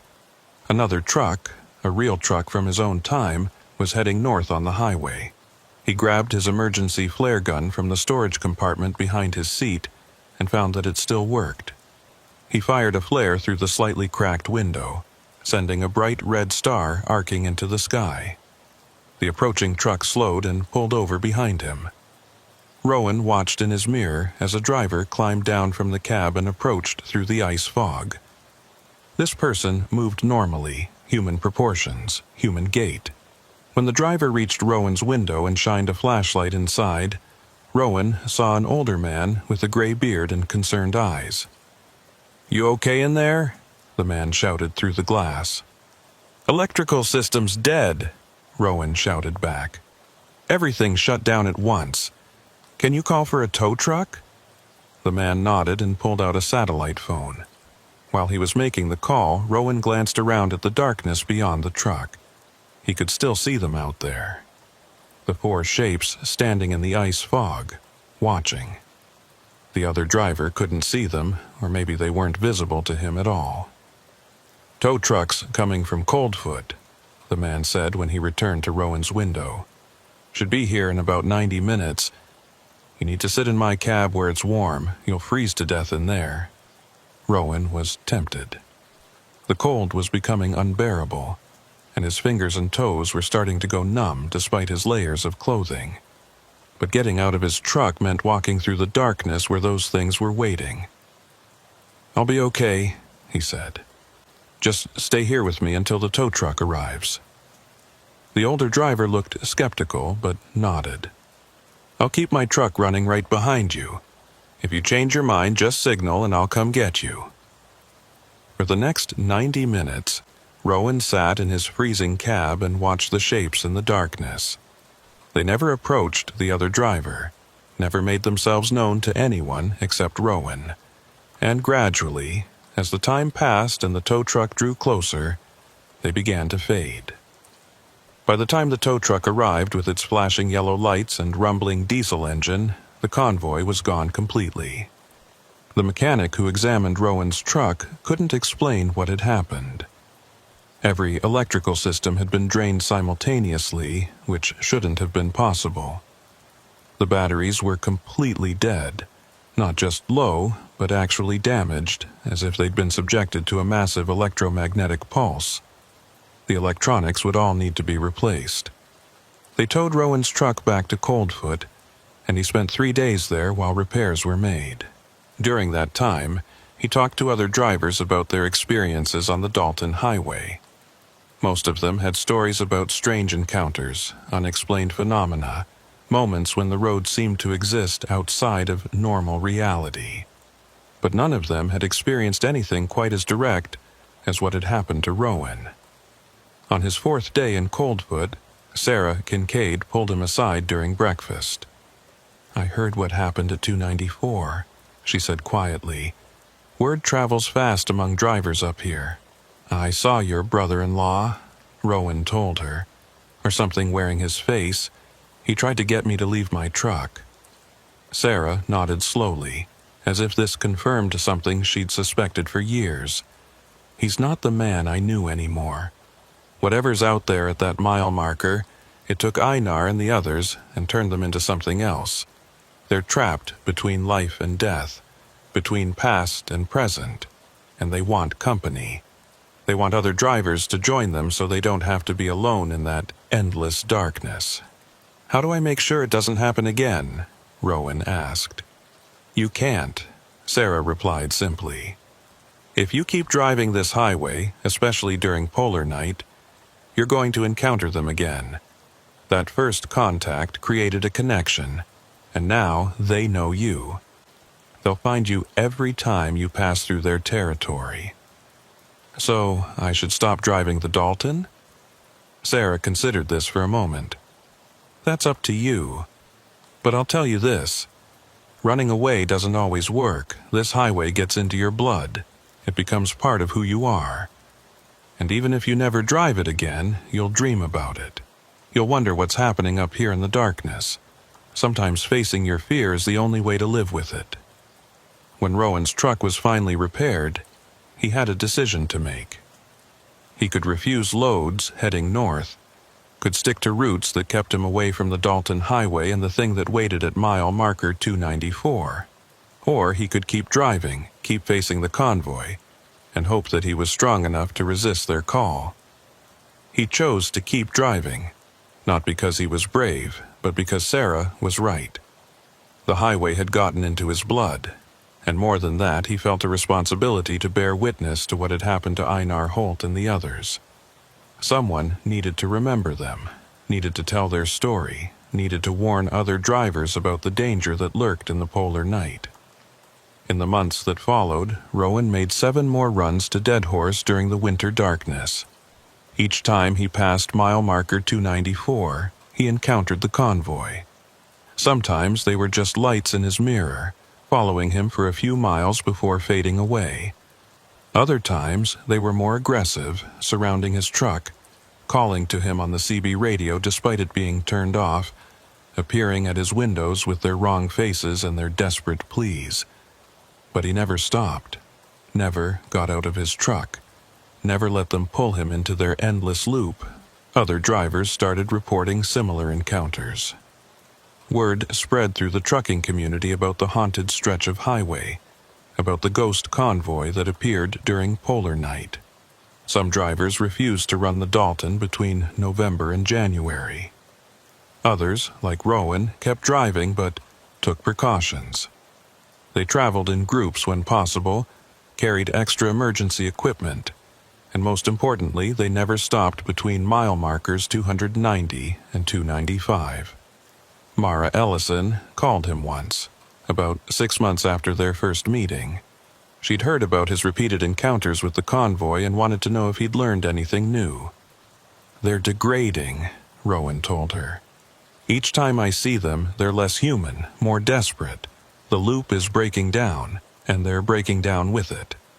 "What do you think will happen when it finally collapses completely?" Mara asked. "I don't know," Rowan admitted. "Maybe they'll finally be free, or maybe they'll be trapped in an even worse way, scattered across time and space with no coherent form at all. There's no way to know." "Are you afraid?" "Every time I drive past that place," Rowan said honestly. "Every single time. But I keep driving anyway because someone has to. Someone has to remember what happened there and make sure it doesn't happen to anyone else." Years have passed since Rowan's first encounter with the convoy. He still drives the Dalton Highway, still makes regular runs to Dead Horse during the polar night. The convoy still appears, still follows him, still tries to convince him to join them in their endless journey. But Rowan has learned something important about the darkness and the things that live in it. Fear is not something you conquer. It's something you learn to carry with you, to live alongside, to respect without letting it control you. The convoy will always be out there at mile marker 294, trapped in their loop, calling out for help and company. And Rowan will always be vulnerable to their pull, will always feel that cold presence pressing against his truck as he passes through their territory. That's the price of driving the Dalton Highway during polar night. That's the cost of working in a place where darkness rules for months at a time, and reality grows thin under the weight of isolation and cold. Some mysteries can't be solved. Some horrors can't be defeated. You just learn to live with them, to acknowledge their existence, and to make sure you never let your guard down. Late at night, when Rowan is parked at a truck stop hundreds of miles from the Brooks Range, he sometimes thinks about Einar Holt and the 3 other drivers whose names he still doesn't know. He wonders if they're aware of what they've become, if they remember their lives before they got trapped in that frozen moment. He wonders if they hate him for refusing to join them, or if some small part of them is grateful that he's resisted, that he hasn't added another voice to their chorus of the lost. He'll never know the answers to those questions. All he can do is keep driving, keep bearing witness, and keep warning other drivers about the danger that waits in the darkness. Because that's what drivers do for each other. They share information about road conditions and hazards. They warn each other about dangers ahead. They look out for one another in the loneliest places, even when those dangers are ghosts from the past, trapped in an endless loop through the polar night, forever searching for a destination they'll never reach. The road goes on. The darkness returns every winter. And at mile marker 294 on the Dalton Highway, 4 trucks are still driving, still calling out on Channel 19, still hoping that someday, somehow, they'll finally make it to Dead Horse before the sun comes up. Amos Reddick had been driving the ice roads of the Northwest Territories for 6 years, and he'd learned to read the weather like other men read newspapers. The way the wind shifted direction, the texture of the clouds, the quality of the cold, all of it told a story if you knew how to listen. And tonight, as he pushed his Peterbilt north along the Dempster Highway toward Ennevik, every sign he could read was telling him the same thing. A major storm was coming, and it was coming fast. It was early January, deep into the polar night, and the thermometer on his dashboard read minus 47 degrees Fahrenheit. The darkness up here was absolute, broken only by his headlights cutting through the crystalline air and the occasional shimmer of aurora borealis dancing across the northern sky.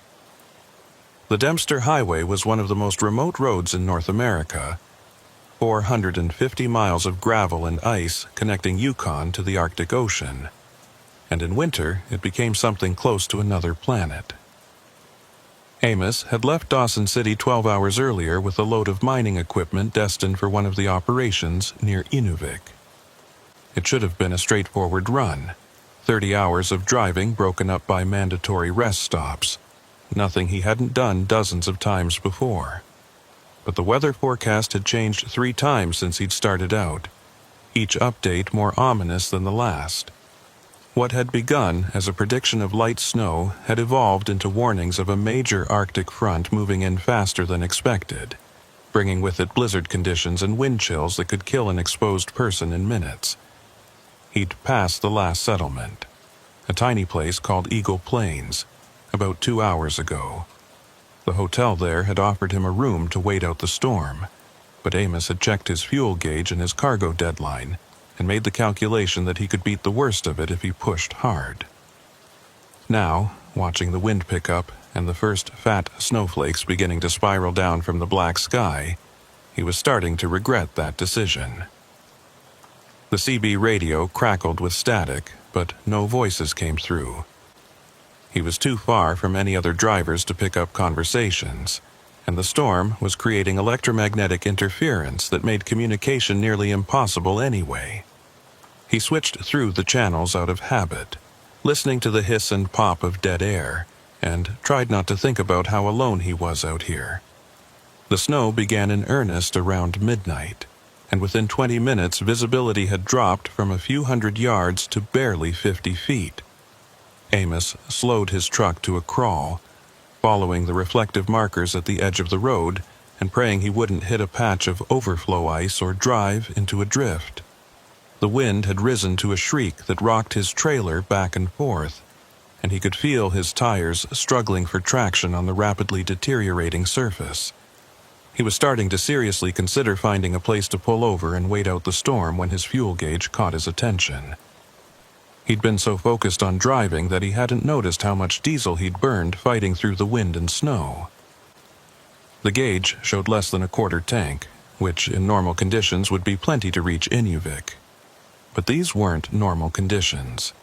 If he had to idle for hours waiting out a storm, or if the road conditions got worse and he had to fight for every mile, he might not make it.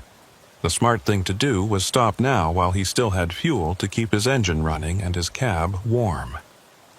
But stopping on the Dempster Highway in the middle of a blizzard, in polar night darkness, with temperatures approaching 50 below, was barely less dangerous than running out of fuel. He needed shelter, or at least a place where he could park safely away from the road so other vehicles wouldn't crash into him. As if in answer to his thoughts, his headlights picked out a sign emerging from the swirling snow. It was old and weathered, the paint faded almost to illegibility, but he could just make out the words, Northern Stop Station, Services, 2 miles. Amos frowned. He'd driven this route at least 30 times over the past 6 years, and he'd never seen that sign before.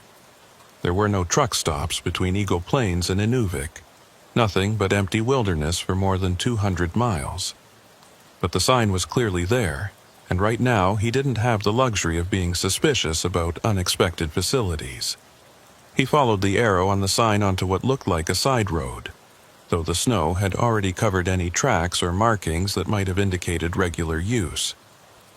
The surface was rougher than the main highway, and his truck bounced and lurched through drifts that were deeper than they should have been if this road saw regular traffic. But ahead, through the blowing snow, he could make out lights. The Northern Stop Station materialized from the storm like something from another era. It was a collection of weathered wooden buildings arranged around a central parking area, all of it covered in snow and ice that suggested months or even years of abandonment. But there were lights on in several of the windows, dim and flickering, but unmistakably real. A fuel island stood near the main building, its ancient pumps still standing though covered in frost and surrounded by drifts. Amos pulled his truck into the parking area and sat for a moment, engine idling, studying the scene.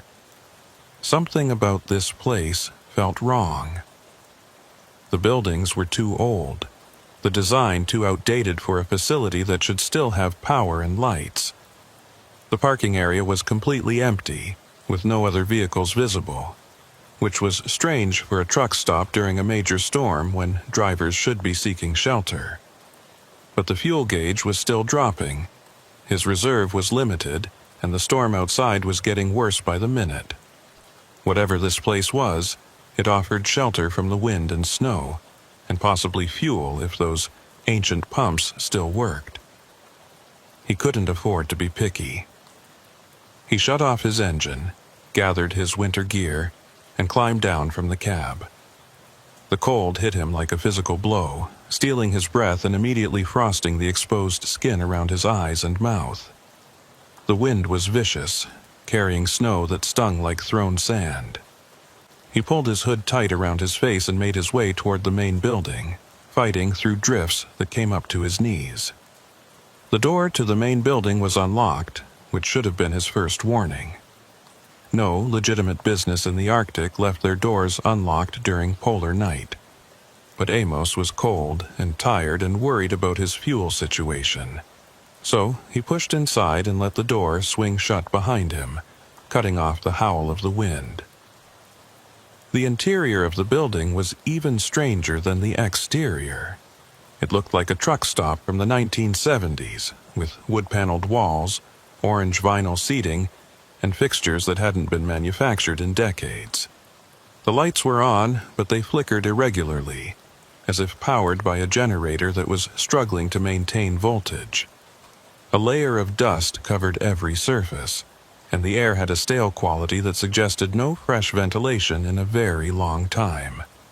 But what drew Amos's attention most was the evidence of recent occupation. There were coffee cups on the counter, still half full, though the liquid inside had frozen solid. A meal sat on one of the tables, partially eaten, the food preserved by the cold but clearly abandoned mid-bite. A jacket hung on a hook by the door, dusted with frost, but looking like its owner had just stepped away for a moment. "Hello?" Amos called out, his voice sounding flat and strange in the cold air. "Anybody here?" No answer. Just the hum of the struggling lights and the muffled howl of the storm outside. Amos moved deeper into the building, his boots leaving wet prints on the dusty floor. Behind the counter was a small office area with a desk, filing cabinets, and a logbook lying open. He picked up the logbook and examined it in the dim light. The entries were dated, but the most recent one that he could read was from November 17th, 1987. 36 years ago. He flipped through the pages, finding entry after entry from the mid to late 1980s. Records of fuel deliveries, truck arrivals and departures, maintenance notes, all of it written in neat handwriting that became increasingly frantic and disjointed as the entries progressed. The last few pages were almost illegible, filled with scratched-out words and phrases that didn't make sense. Something wrong with the road. Drivers not reaching destination. Can't leave. Tried 3 times. Road loops back. The darkness is wrong here. The final entry, dated November 17, 1987, was written in large, shaky letters. "Do not stay. This place is not right. It holds on to people. Hetty Gallows." Amos set the logbook down carefully, his heart rate accelerating. This wasn't just an abandoned truck stop. This was a place where something had gone very wrong, and whoever Hetty Gallows was, she'd tried to warn anyone who came after her. He should leave. Should get back in his truck, storm or no storm, fuel or no fuel, and get as far away from this place as possible. But the wind outside was still screaming, and when he looked through the window, He could barely see his truck through the blowing snow. Going back out there now, with limited fuel and no clear sense of which direction would lead him back to the main highway, could be suicide. He decided to explore the rest of the building, to see if there was anything useful, any clue about what had happened here. Maybe there was stored fuel he could use, or emergency supplies that would help him survive until the storm passed. The building extended back further than he'd expected. Beyond the main room was a small convenience store area, the shelves still stocked with products that looked decades out of date. Canned goods with labels he didn't recognize, motor oil in containers that weren't made anymore, magazines from the 1980s yellowed and brittle with age. Past that was a break room with a few cots and a small kitchen area. Here, too, were signs of interrupted activity. A pot sat on the electric stove, its contents frozen into a solid mass that might once have been soup. Cards were laid out on a table, as if someone had been in the middle of a game. A portable radio sat on the counter, its frequency dial frozen in place. Amos tried the radio, but it was dead. He checked the kitchen, looking for anything that might be useful, and found the refrigerator still humming quietly. When he opened it, he discovered food that looked relatively fresh, though the dates on the packaging were from 1987. Bread that should have been molded and decayed but instead looked like it had been purchased yesterday. Milk that should have been long spoiled but smelled fine when he carefully sniffed the container. This wasn't right. None of this was right. Food didn't stay preserved for 36 years just because it was cold. He continued his exploration, moving down a narrow hallway that led to what looked like sleeping quarters. 3 small rooms, each containing a bed, a dresser, and personal items that suggested the people who'd lived here had left in a hurry. Clothes still hung in the closets. Toiletries sat on the dressers. In one room, a book lay open on the bed, a bookmark placed as if the reader had intended to come back and finish it. But the most disturbing discovery was in the bathroom at the end of the hall. Written on the mirror in what looked like lipstick partially obscured by frost was a message. Bram Corwin tried to leave. His truck is still running. He is not in it. Amos backed away from the mirror, his breath coming faster now. The fear he'd been pushing down was rising up his throat, and every instinct he had was screaming at him to get out of this building and away from this place. He hurried back through the building toward the front entrance, no longer concerned with exploring or finding supplies. But when he reached the main room and looked out the window toward where he'd parked his truck, his stomach dropped. His truck was gone. The parking area was empty except for blowing snow and darkness. The tire tracks he'd made coming in had already been filled by the storm, and there was no sign that any vehicle had been there at all. Amos ran to the door and yanked it open, letting in a blast of Arctic air that nearly knocked him over. He stumbled out into the storm, fighting through the wind and snow to where he knew he'd parked his Peterbilt. But there was nothing there. No truck, no trailer, no tracks. Just empty space and swirling white. He turned in a circle, panic fully taking hold now, trying to spot his truck anywhere in the parking area. The lights from the building cast a dim glow through the storm, but beyond that circle of light was only impenetrable darkness and snow. "This isn't happening," he said out loud, his words immediately whipped away by the wind. "This isn't real." But it was real. His truck was gone, and he was stranded at an impossible truck stop that shouldn't exist, in the middle of a blizzard, in polar night darkness, with no way to call for help and no way to survive once the building's failing power finally gave out. He staggered back inside, slamming the door against the wind and leaning against it while he tried to think. There had to be an explanation. Maybe he'd gotten disoriented in the storm and gone to the wrong part of the parking area. Maybe his truck had been stolen, though that seemed absurd given the location and conditions. Or maybe, and this was the thought that terrified him most, maybe this place did what Hetty Gallows had warned about. Maybe it held on to people, and trucks and made them disappear. Amos forced himself to calm down and think logically. He needed to search the building more thoroughly, needed to find a working phone or radio, needed to understand what this place was and why it seemed frozen in time from 1987. And most importantly, he needed to find a way to get his truck back, or to get out of here before he became another warning scrawled on a mirror. He went back to the office and dug through the filing cabinets looking for anything that might explain the history of this place. Most of the files were routine business records, fuel receipts, and maintenance logs. But in the bottom drawer of the last cabinet, he found a folder marked Incident Reports that made his blood run cold. The folder contained dozens of handwritten reports, all dated between 1985 and 1987, all describing the same pattern. Trucks would arrive at the northern stop station during storms or in poor conditions. The drivers would spend the night or wait out weather, and when conditions improved and they tried to leave, they found that the road leading back to the Dempster Highway didn't go where it should. Some drivers reported that the road looped back to the station no matter which direction they went. Others said the road simply ended after a few miles, disappearing into wilderness that shouldn't have been there.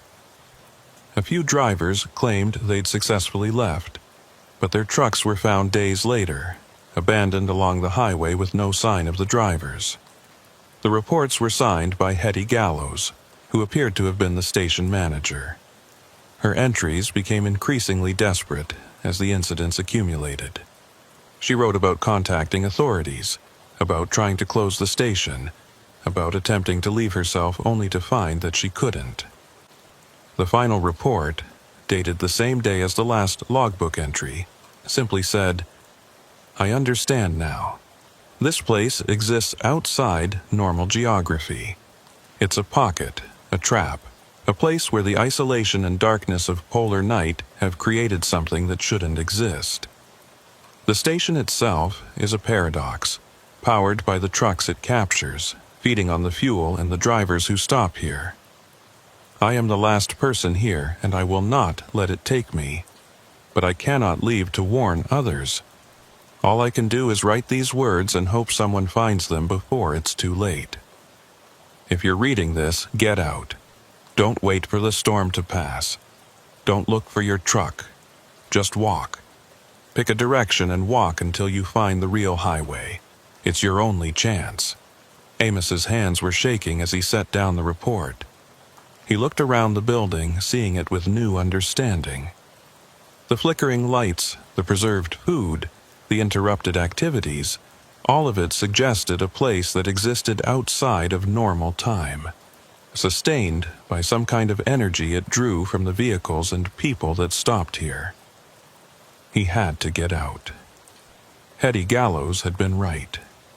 Waiting for the storm to pass, looking for his truck, trying to figure out the logistics of survival, all of that was a trap. The only way to escape was to leave now, to walk out into the polar night and the blizzard and trust that somewhere out there, the real world still existed. But looking out the window at the storm raging in the darkness, at the temperature that could kill him in minutes if he wasn't moving, at the absolute blackness beyond the station's lights, Amos felt his resolve waver. Walking out into that was almost certainly death. But staying here in this place that held on to people and fed on them somehow, that might be a fate worse than freezing. He needed more information. Needed to understand exactly what he was dealing with before he made a decision that could kill him. He continued searching the building, looking for anything that might tell him more about the northern stop station and how it had come to exist as this impossible pocket outside of reality. In one of the sleeping quarters, he found a journal tucked under a mattress. The handwriting matched the reports and logbook entries. Hetty Gallows' personal account of what had happened here. Amos sat on the bed and began to read, and with each page, his understanding of his situation became more dire. Hetty had been the station manager since 1985, running what had initially been a legitimate truck stop serving the Dempster Highway. But in the winter of 1986, during an extended period of polar night, things had started to go wrong. Drivers who stopped at the station began reporting strange experiences. Time seemed to move differently inside the building. What felt like a few hours would turn out to be days when they checked their watches. The road outside would shift and change, leading different places depending on when you left. At first, Hetty had thought the drivers were suffering from isolation and darkness, that their perceptions were affected by the extreme conditions. But then she started experiencing it herself. Days would pass with no new arrivals, but the fuel in the tanks would decrease as if phantom trucks were filling up. She would hear engines idling outside at night, but when she looked, there would be no vehicles there. The supplies in the store would restock themselves, appearing fresh and new despite no deliveries coming through. She'd tried to leave in November of 1986, had packed her belongings and driven her own truck out onto the access road. But after 30 minutes of driving, she'd found herself back at the station, approaching from the same direction she'd left. She tried again and again, with the same result. The station wouldn't let her go. Other people had been there with her at various times. 2 other employees and several drivers who'd gotten trapped the same way Amos was trapped now. Some of them had tried to walk out through the storm. None of them had come back. Hetty's final entry, written on the day she'd made the last logbook notation, described her own plan to leave. "I'm going to walk south. I won't follow the road. I'll head directly across country, away from the station and away from anything it might control. Either I'll reach the real highway or I'll freeze to death in the wilderness. Both options are better than staying here and slowly becoming part of whatever this place is. To whoever finds this journal, the station feeds on isolation and darkness. It exists in the gaps between places, in the lonely stretches where normal reality gets thin. Don't try to understand it. Don't try to wait it out. Just leave, and don't look back." Amos closed the journal and sat in silence, listening to the wind howl outside and the lights flicker overhead. He thought about Hetty Gallows walking out into the polar night, choosing almost certain death over imprisonment in this impossible place. He thought about all the other drivers who'd made the same choice, and about Bram Corwin, whose truck was apparently still running somewhere without him in it. And he thought about his own options, which seemed to narrow down to 2. Stay here in relative comfort and warmth, but trapped forever in a place outside of time, or walk out into a blizzard in 50 below temperatures with only a vague hope of finding the real highway before he froze to death. Neither option was good, but Amos had been a truck driver long enough to know that sometimes there were no good options.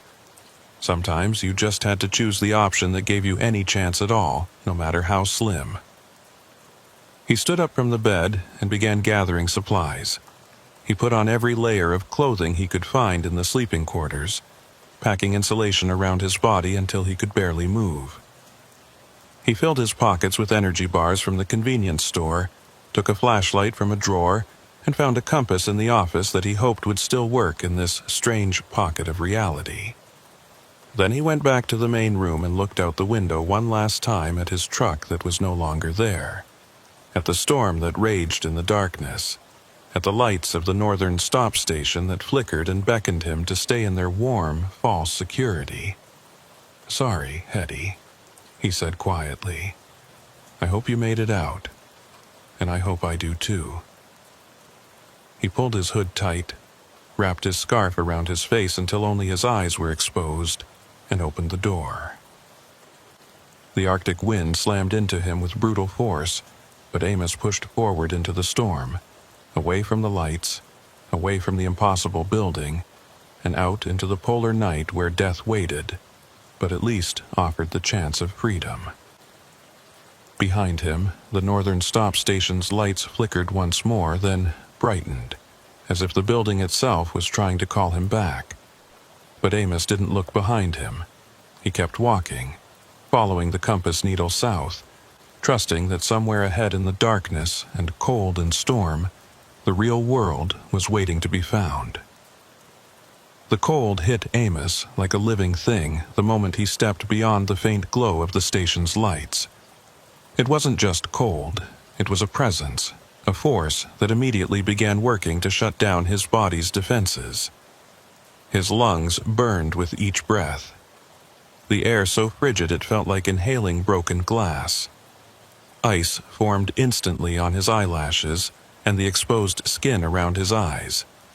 The wind drove snow into every gap in his clothing, finding vulnerabilities he didn't know existed. He kept the compass in his gloved hand, checking it every few steps to make sure he was still heading south. The needle wavered and spun erratically as if confused by the magnetic fields in this place, but it generally pointed in one direction that he chose to trust. Behind him, the lights of the northern stop station grew dimmer with each step, and part of him screamed to turn back, to return to the warmth and shelter even if it meant being trapped forever. But Amos had made his choice. He kept walking, counting his steps to give himself something to focus on besides the cold and the fear. 100 steps, 200, 500. The station's lights had disappeared completely now, swallowed by the storm and darkness. He was alone in the polar night with nothing but the compass and the faint beam of his flashlight cutting through the blowing snow. The terrain was rougher than he'd expected. What should have been relatively flat tundra was instead a series of rises and depressions, as if the land itself was confused about its own geography. He stumbled through snowdrifts that came up to his waist, climbed over ridges of ice that shouldn't have been there, and pushed through stands of stunted trees that appeared and disappeared in the flashlight beam like ghosts. After what felt like hours but was probably only 30 minutes, his legs were burning with exhaustion, and his core temperature was starting to drop despite all his layers. He needed to keep moving, needed to generate heat through activity, but the effort of pushing through the deep snow was draining his energy faster than he could sustain. He pulled out one of the energy bars he'd taken from the station and tried to eat it, but the bar had frozen solid, and he nearly broke a tooth trying to bite through it. The compass was acting stranger now.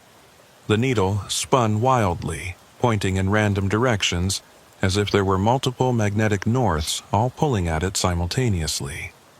Amos realized with growing dread that he might be walking in circles, might have been walking in circles for the past half hour, with no way to know if he was getting farther from the station or somehow circling back toward it.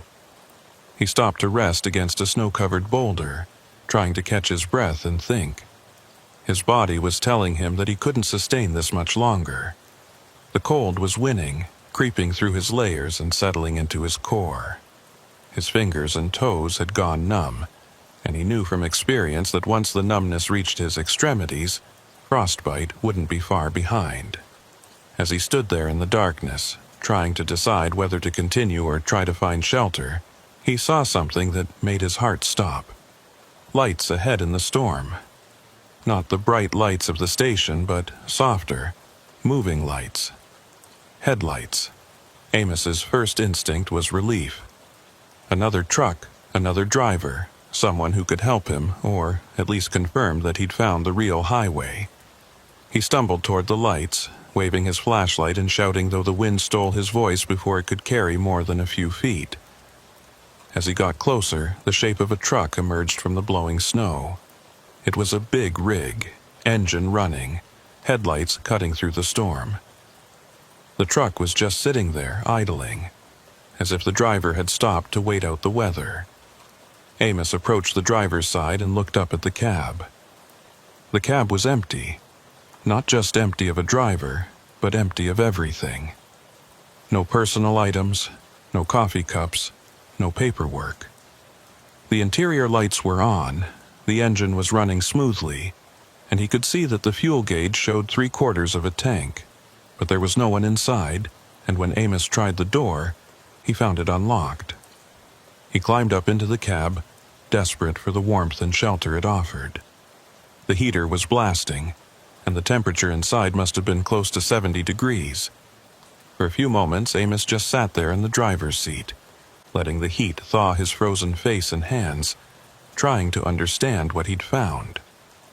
This had to be Bram Corwin's truck, the one mentioned in the message on the bathroom mirror. The driver who'd tried to leave the station and disappeared, leaving his truck running. But that had been in 1987, 36 years ago. No truck could idle for 36 years, even with a full tank. The engine should have seized up, the fuel should have run out, the battery should have died. Unless time worked differently here. Unless this truck, like the station itself, existed in some kind of bubble outside of normal causality. Amos searched the cab for any clue about what had happened to Bram Corwin. In the glove compartment, he found paperwork dated November 1987. The driver's log showed that Corwin had stopped at the Northern Stop Station on November 14th to wait out a storm. The same pattern Amos had followed. The last entry in the log, written in increasingly shaky handwriting, said, "Day 3 at the station. Something is wrong with this place. Other drivers have tried to leave but come back. The manager, Hetty, says she's been here for months, even though it feels like only days. I'm going to take my truck and drive until I find the real highway. If anyone finds this, tell my family I tried to get home." But Bram Corwin hadn't made it. His truck had gotten this far, maybe a mile or two from the station, and then something had happened. The driver had vanished, leaving the truck running, leaving everything behind except himself. Amos turned off the engine, knowing that if he left it running, he might end up like Corwin, disappearing and leaving behind another ghost truck idling in the polar night. He gathered what supplies he could find in the cab: a thermal blanket, a working flashlight with fresh batteries, and a flare gun with 3 flares. Then he climbed back down into the storm and continued south. But leaving the truck felt wrong somehow, as if he was abandoning a sanctuary. The wind seemed to intensify the moment his feet hit the ground, and the cold attacked with renewed vigor. He forced himself to keep walking, to not look back at the warm cab and its promise of temporary shelter. The landscape continued to shift around him in impossible ways. He crossed what should have been the same ridge 3 times, approached the same cluster of stunted trees from different angles, and found his own footprints in the snow ahead of him as if he'd been walking in circles. The station was pulling at him, trying to draw him back, using the geography itself as a trap. Amos remembered something Hetty Gallows had written in her journal. "Don't follow the road. Don't try to understand it. Just walk in one direction and keep walking."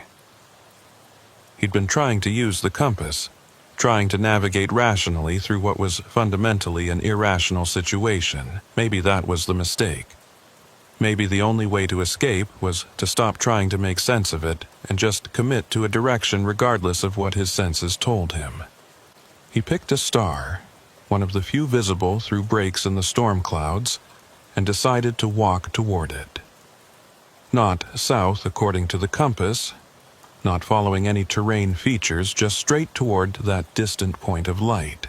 When the star disappeared behind clouds, he picked another one. When there were no stars visible at all, he just kept walking in what felt like a straight line, counting his steps and refusing to deviate no matter what he saw or heard. The hallucinations started around step 3000. At first, they were subtle. Sounds that could have been wind but sounded like voices, shapes in the storm that could have been snow devils but looked like people standing and watching. Amos ignored them, kept counting, kept walking. But they grew more insistent. He heard his name being called in voices he recognized, other truckers he'd worked with over the years. He saw buildings in the distance that would turn out to be ice formations when he got closer. Once, he could have sworn he saw his own truck, the one that had disappeared from the station's parking lot, sitting just ahead of him with its running lights on. But when he blinked, it was gone. The worst hallucination came around step 5000. He saw the northern stop station itself, directly ahead of him, its lights warm and welcoming. He'd walked in a complete circle, had failed to escape, was right back where he'd started. For a moment, despair threatened to overwhelm him. But then he noticed something wrong with the image. The station was mirror reversed, its layout backwards from what it should be. It wasn't real. It was the pocket reality trying one last time to convince him to give up and return. Amos closed his eyes and kept walking, refusing to look at the phantom station, refusing to acknowledge its existence. He counted his steps and thought about the real world, about real highways and real truck stops with working phones and helpful people. He thought about calling his dispatcher from a normal facility and explaining why his load was going to be late. He thought about hot coffee and warm beds and sunrise, even though sunrise was weeks away this far north. When he opened his eyes again, the phantom station was gone. And ahead of him, barely visible through the storm, was something new. A reflective marker, the kind used to mark the edges of highways in remote areas. And beyond it, another one. And beyond that, the faint impression of a road cut through the snow. Amos stumbled toward the markers, hardly daring to believe they were real. But they were solid under his gloved hands, real metal and reflective tape, not phantoms or hallucinations. He'd found the Dempster Highway, or at least something connected to the real world. He collapsed onto the snow-covered road, exhaustion finally overwhelming him. He'd been walking for hours in impossible conditions, burning energy faster than his body could produce it. His core temperature was dangerously low, his extremities were probably already suffering from frostbite, and he was on the edge of hypothermia. But he'd made it out. He'd escaped the pocket reality that had trapped Hetty Gallows and Bram Corwin, and who knew how many others. The sound of an engine brought him back to full consciousness. Headlights were approaching from the south. Real headlights attached to a real truck driven by a real person. Amos pulled out the flare gun with trembling hands and fired a flare into the sky. The bright red star arced upward and hung in the darkness, impossible to miss. The truck slowed and stopped beside him.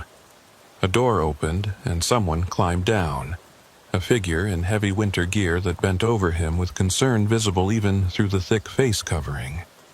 "Jesus, you're half frozen," a woman's voice said. "What the hell are you doing out here on foot?" "Truck stop," Amos managed to say through lips that felt like frozen wood. "Northern stop station. Got trapped." The woman helped him to his feet and half carried him to her truck. The cab was blessedly warm, and as feelings started to return to his extremities, the pain began.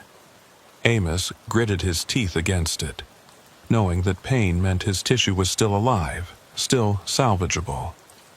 "There's no truck stop around here," the woman said as she got back in the driver's seat and turned up the heat. "Not for another 150 miles.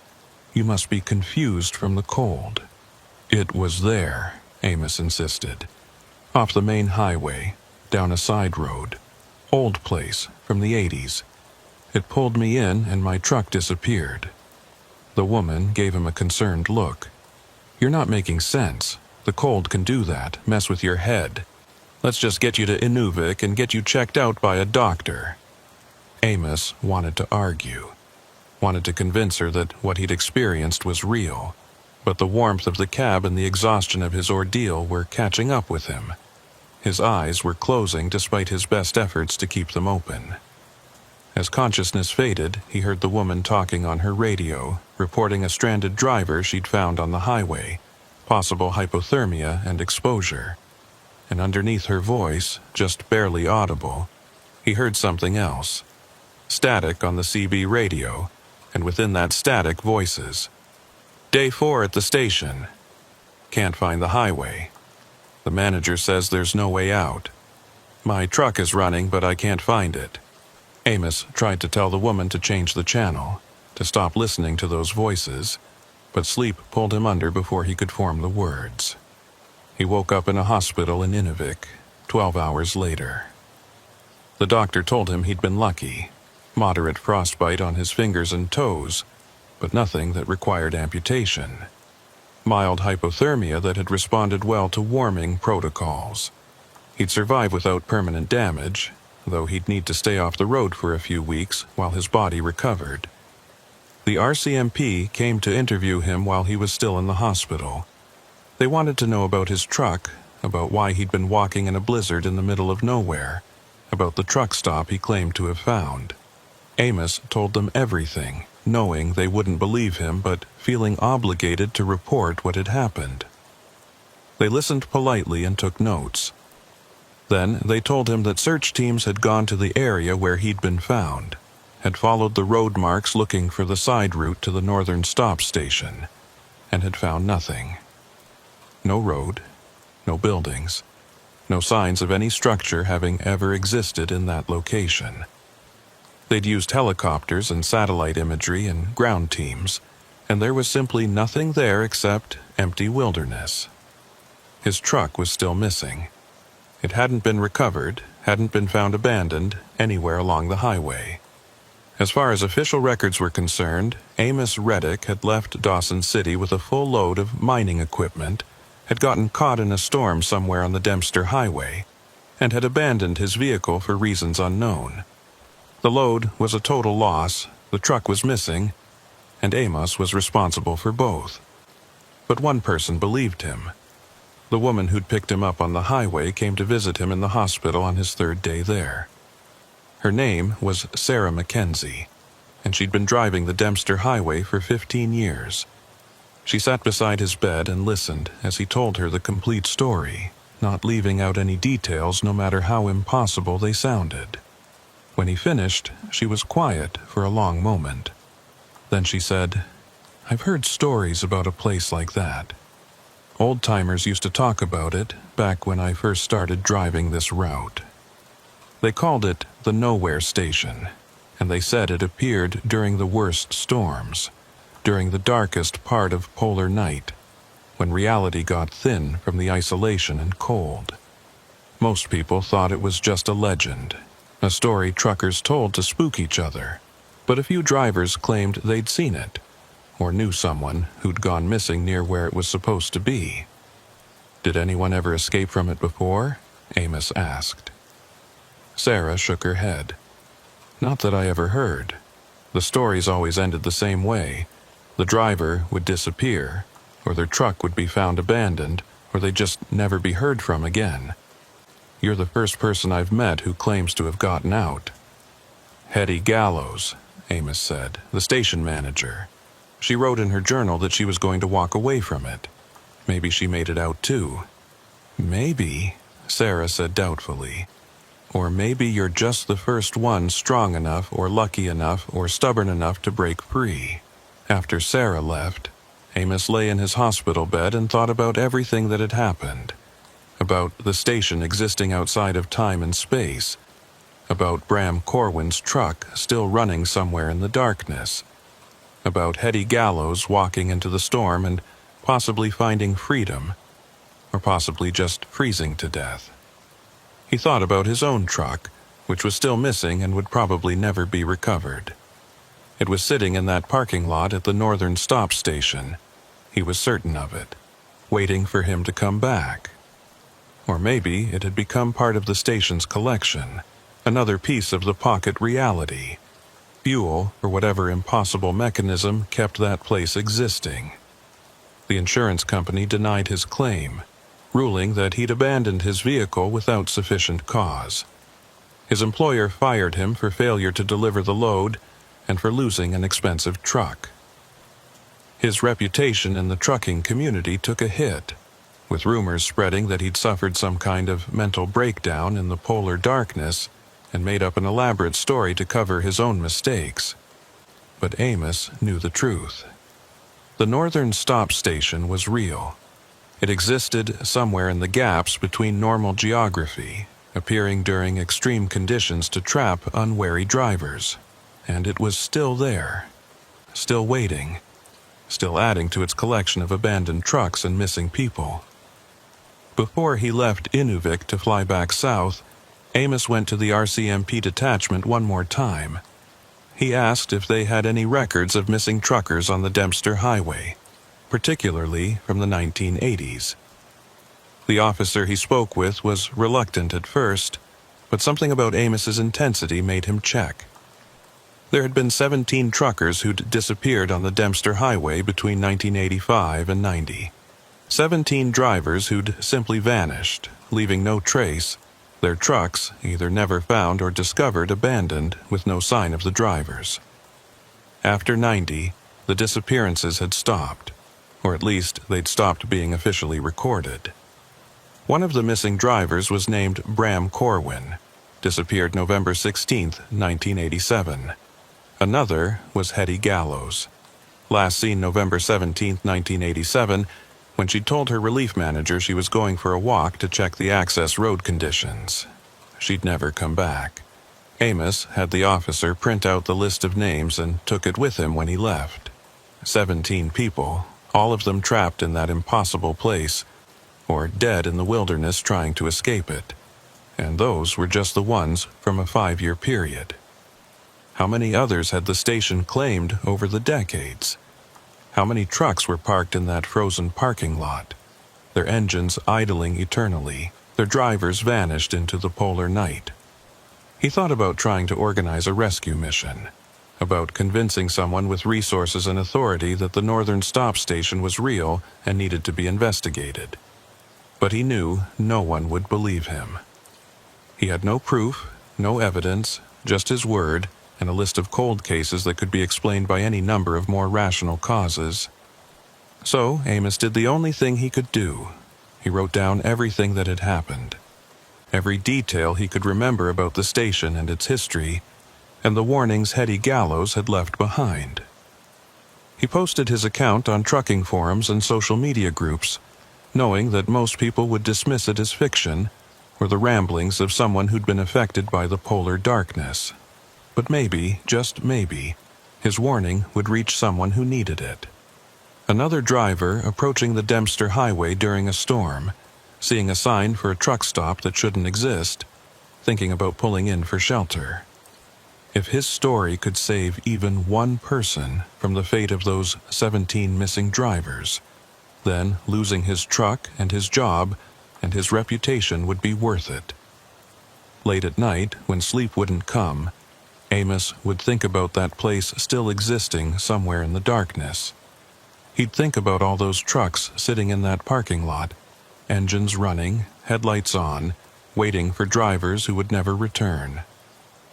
He'd think about Bram Corwin's truck that he'd found, idling in the storm, its cab empty and warm and inviting. And he'd think about his own Peterbilt, still parked at the Northern Stop Station, adding its fuel to whatever sustained that pocket of impossible reality. Maybe someday, another driver would find their way there during a storm. They'd see his truck sitting in the lot, would climb inside seeking shelter, and would find his logbook with the final entry he'd made before deciding to walk into the polar night. If you're reading this, you've made the same mistake I did. This place is a trap. Don't wait for conditions to improve. Don't look for logic or explanations. Just leave. Walk away and don't look back. Your truck is already lost. Don't let yourself be lost, too. That was the warning Amos wished he'd found when he first entered the Northern Stop Station. And it was the warning he'd left for whoever came after him, knowing that despite all precautions, and all stories and all common sense, eventually, another driver would find that sign in the storm and make the same choice he'd made. Because that's what truckers did. They took shelter when storms hit. They helped each other in remote places. They trusted that a truck stop with lights on would offer safety and warmth. And sometimes, in the darkest, most isolated places on Earth, that trust led them into traps they couldn't escape.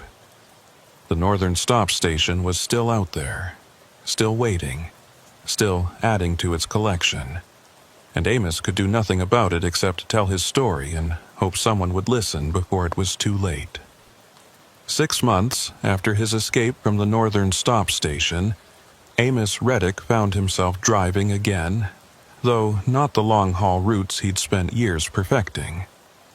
Without the proper insurance, and with his record marked by the abandoned vehicle incident, no major trucking company would hire him.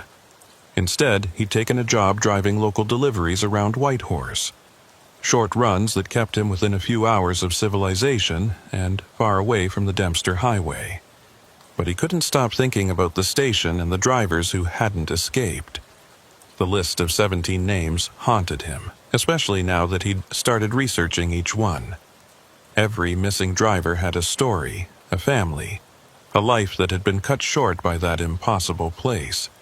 And the more he dug into the disappearances, the more patterns he found that suggested the Northern Stop Station had been claiming victims for much longer than just those 5 years in the 80s. He'd tried to move on, tried to accept that some mysteries couldn't be solved and some wrongs couldn't be righted. But then he'd received a message through one of the trucking forums where he'd posted his account. Someone claiming to have information about the station. Someone who wanted to meet in person to discuss what they knew. The message was from a woman named Dorothy Gallows, and she'd signed it with a single line that made Amos's blood run cold. Hetty was my sister. I need to know what happened to her. They'd agreed to meet at a diner in Whitehorse on a Tuesday afternoon when Amos wasn't working.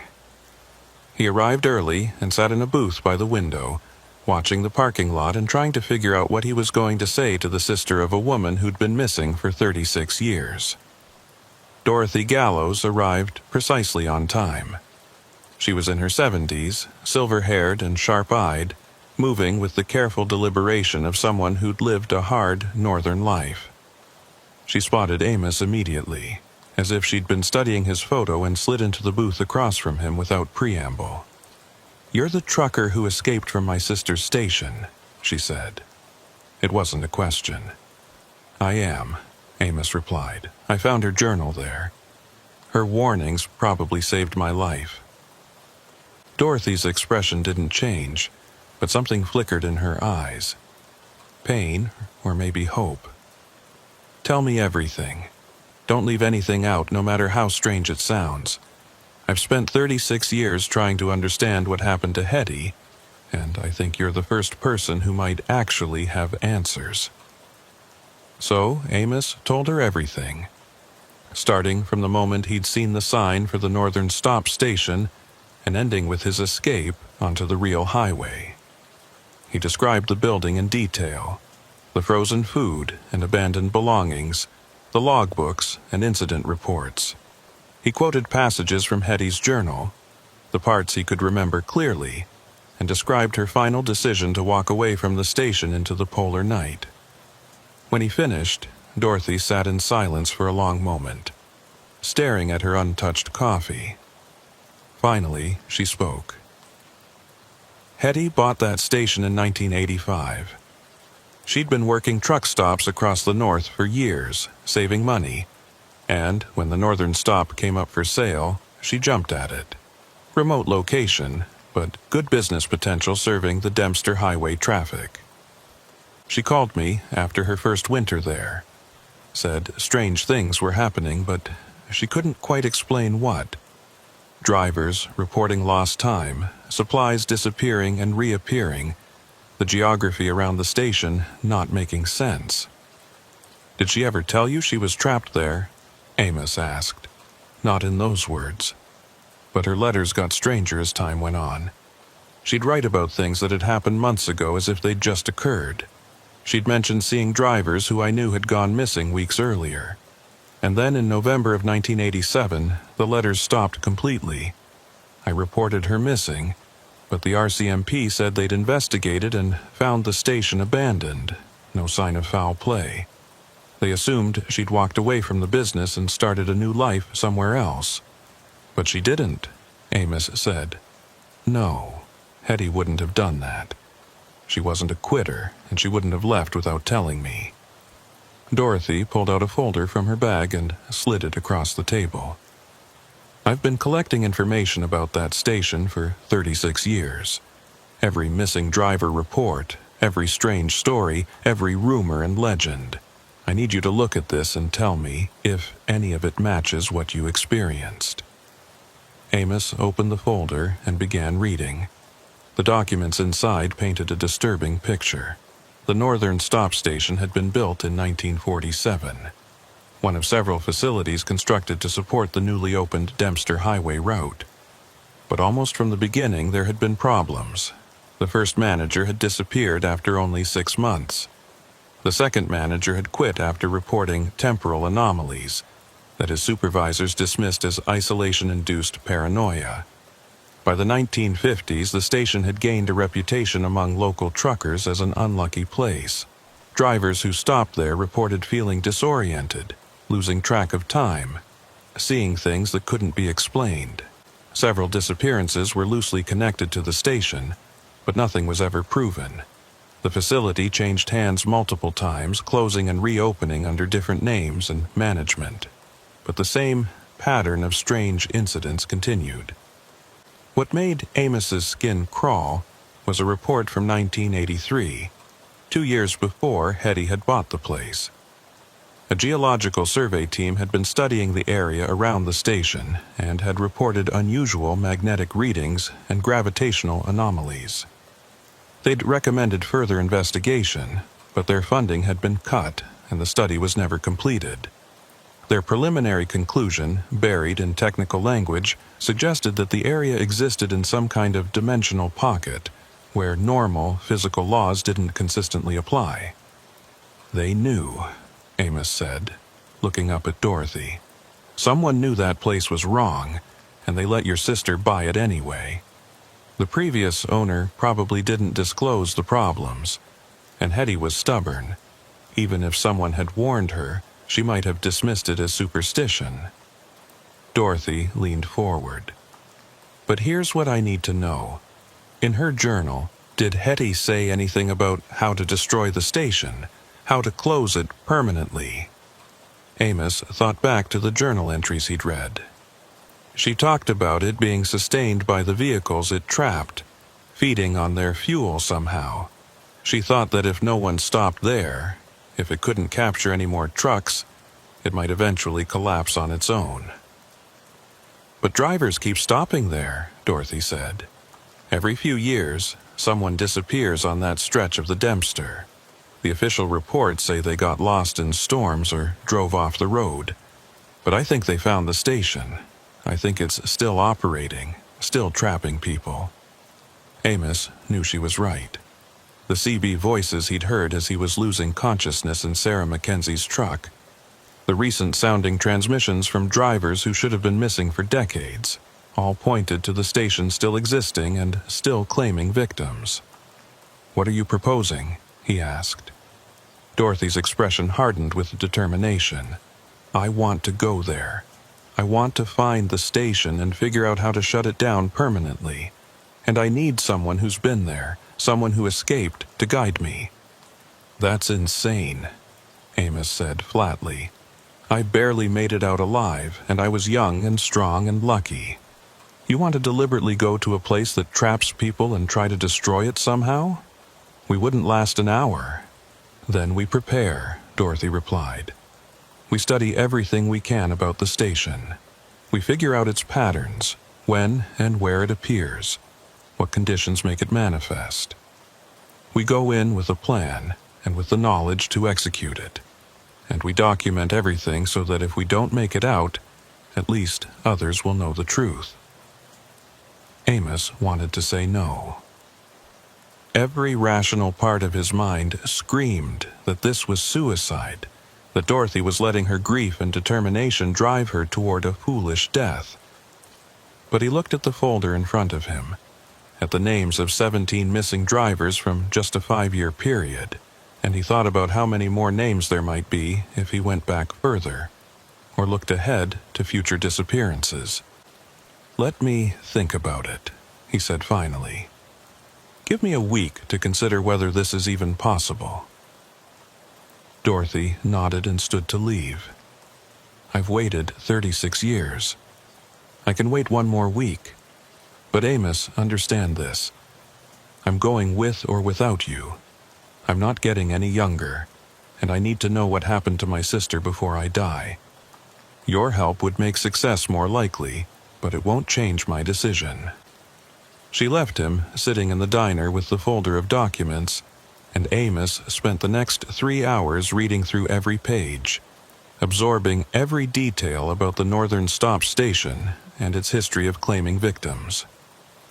Over the following week, Amos found himself unable to think about anything else. He researched dimensional pockets and temporal anomalies, diving into physics papers he barely understood. He studied Arctic survival techniques and extreme cold weather gear.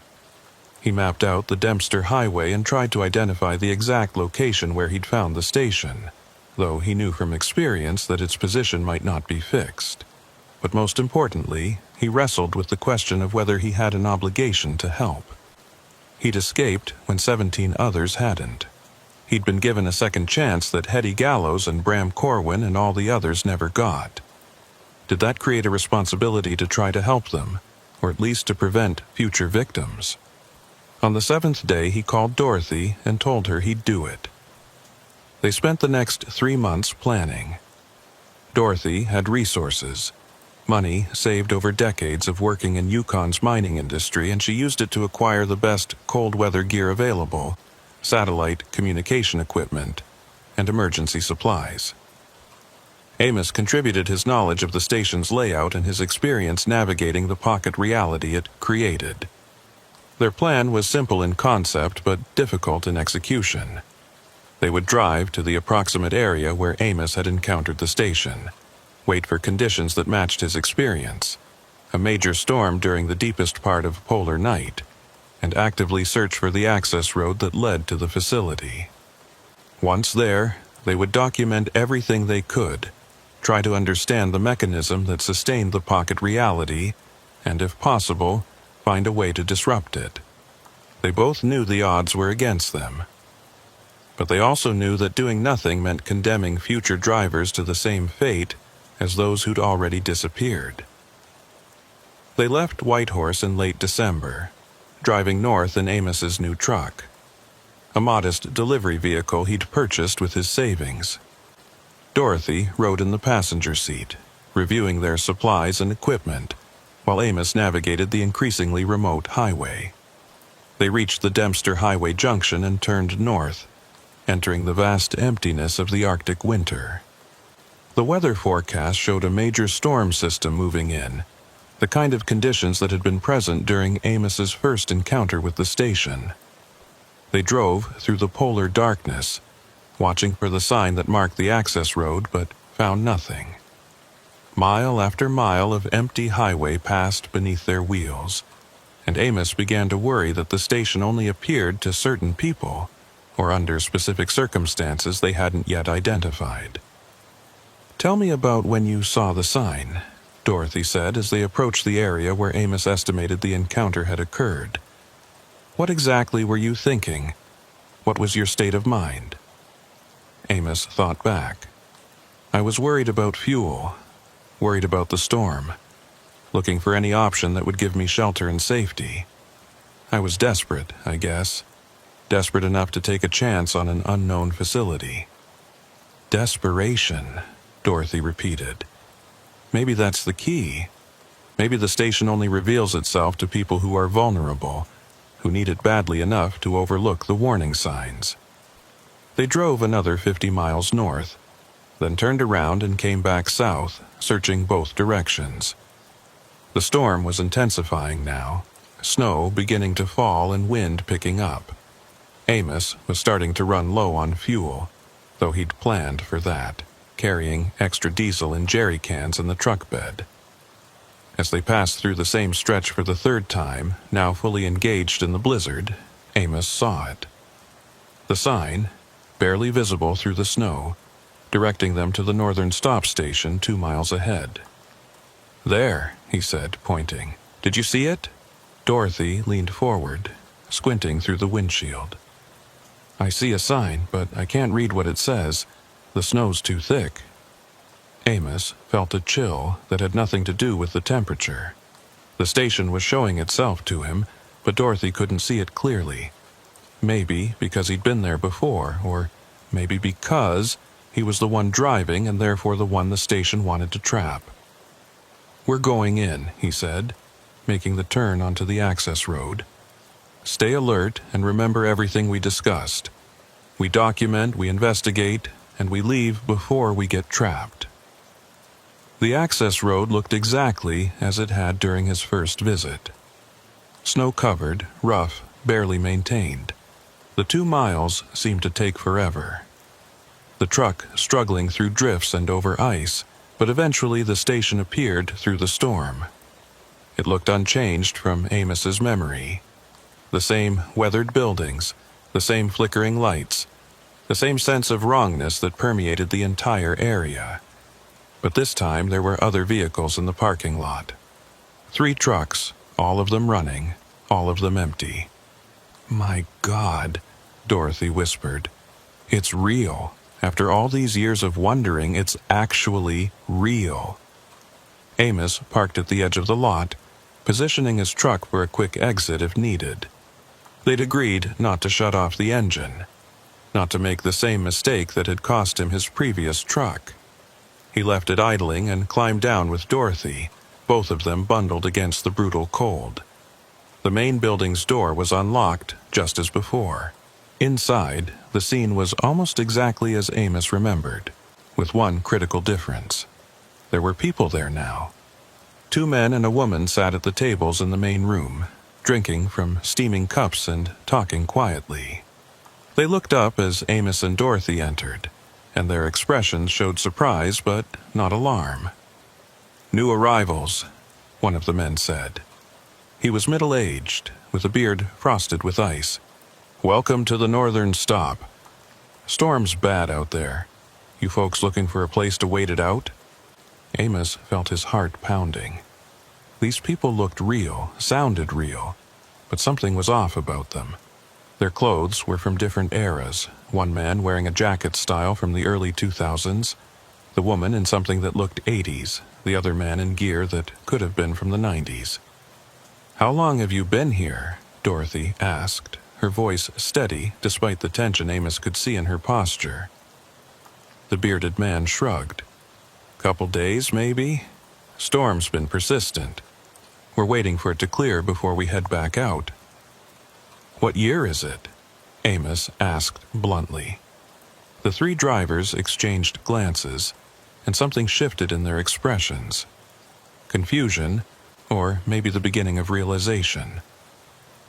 "It's 2003, the woman said, slowly. "December 2003. "Why? What year do you think it is?" Amos and Dorothy looked at each other. The woman thought it was 2003. She'd been here for 20 years, thinking it had only been a couple of days. "I need to show you something," Dorothy said, pulling out her phone and approaching the table.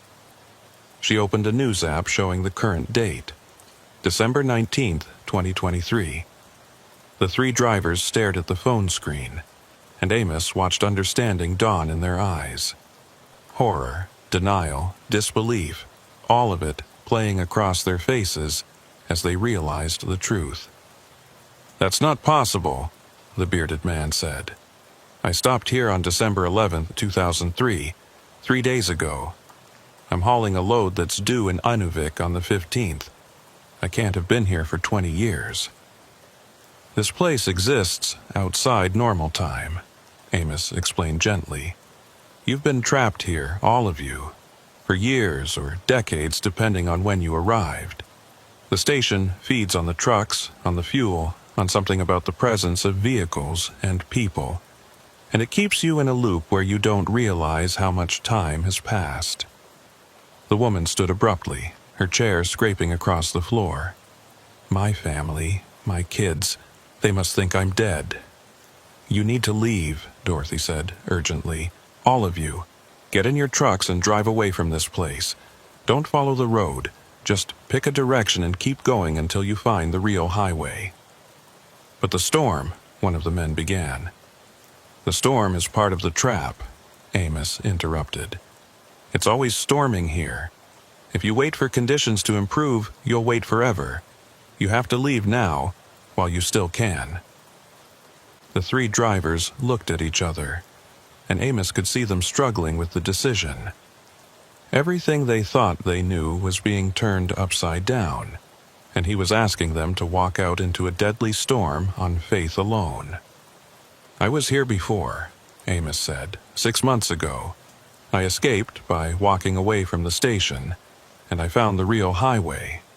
It's possible, but you have to do it now, before the station reasserts its hold on you." The bearded man stood. "My truck, you said our trucks are still running?" "They're in the parking lot," Dorothy confirmed. "Engines idling, just like you left them." That seemed to decide it for them. The three drivers gathered what few possessions they had and headed for the door. Amos and Dorothy watched as they found their trucks, climbed inside, and one by one drove out of the parking lot and disappeared into the storm. "Will they make it?" Dorothy asked quietly. "I don't know," Amos admitted. "But they have a chance now. More than they had sitting here thinking it was still 2003. Now came the hardest part. They needed to search the station for information about how it worked and how to shut it down. But every minute they spent here increased the risk of becoming trapped themselves. Amos kept his keys in his hand and one eye on the door, ready to run at the first sign that the station was trying to claim them. They split up to cover more ground. Dorothy searched the office and filing cabinets while Amos explored the back rooms. He found more evidence of trapped drivers, belongings from different decades scattered throughout the building. Proof that the station had been claiming victims for far longer than the documented cases suggested. In one of the sleeping quarters, he found something that made his breath catch. A driver's log with Bram Corwin's name on it, and beside it, a journal with entries that continued past November 1987. Corwin hadn't disappeared the night he'd left the station. He'd made it back, somehow, and had stayed here for at least several more weeks based on the journal dates. The entries detailed Leglin Corwin's growing understanding of the station's nature. He'd experimented with the pocket reality, testing its boundaries and trying to understand the physics that sustained it. His final entry was dated January 4th, 1988. "I've figured it out. The station exists at a convergence point where multiple timelines intersect. Every truck that stops here creates an anchor point, tethering a specific moment in time to this location. The more anchors, the stronger the pocket reality becomes.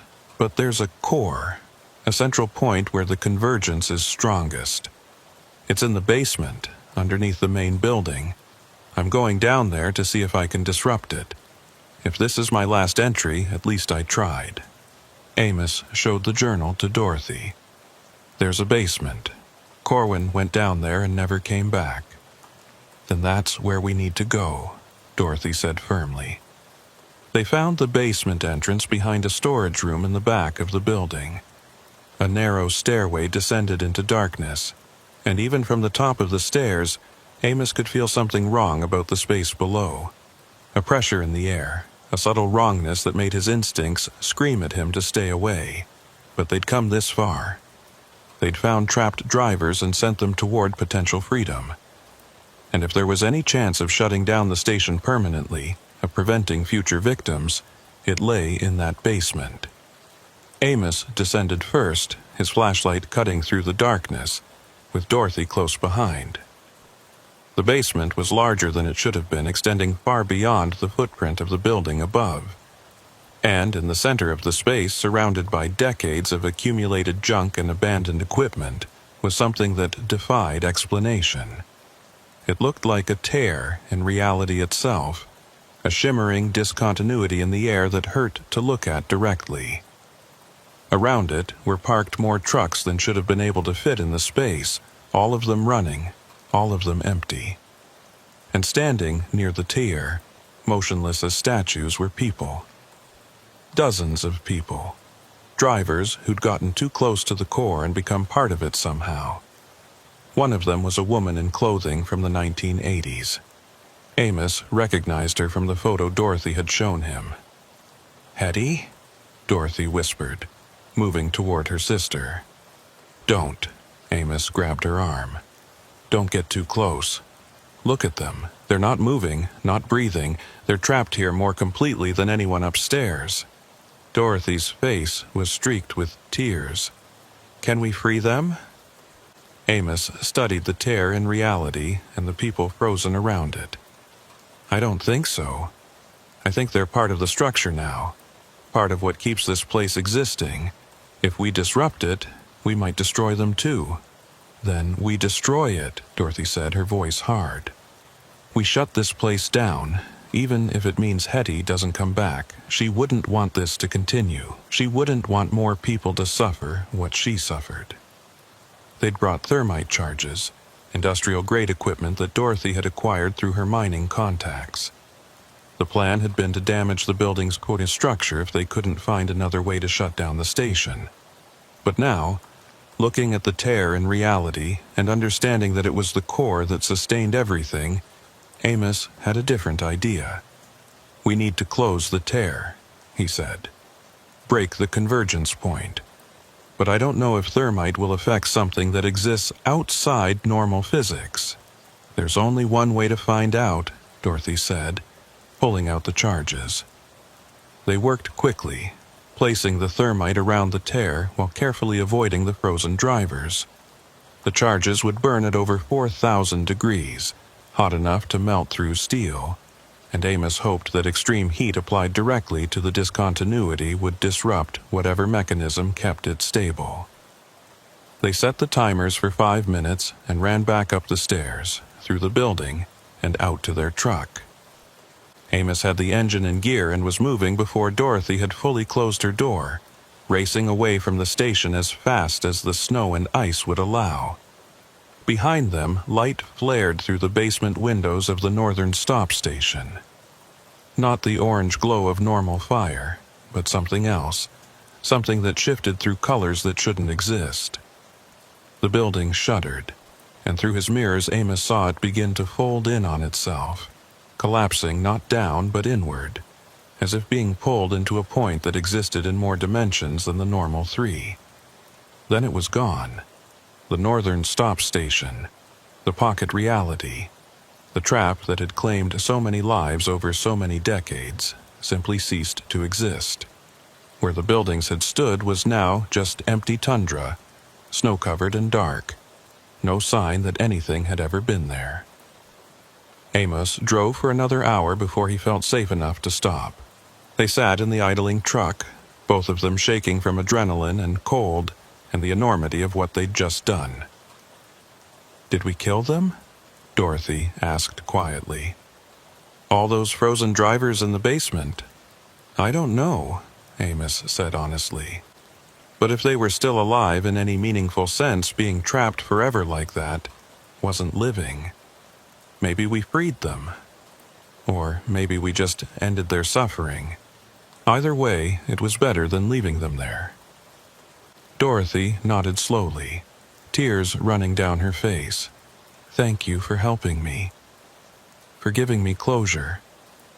Even if it wasn't the closure I wanted." They drove back to Whitehorse in silence, each lost in their own thoughts.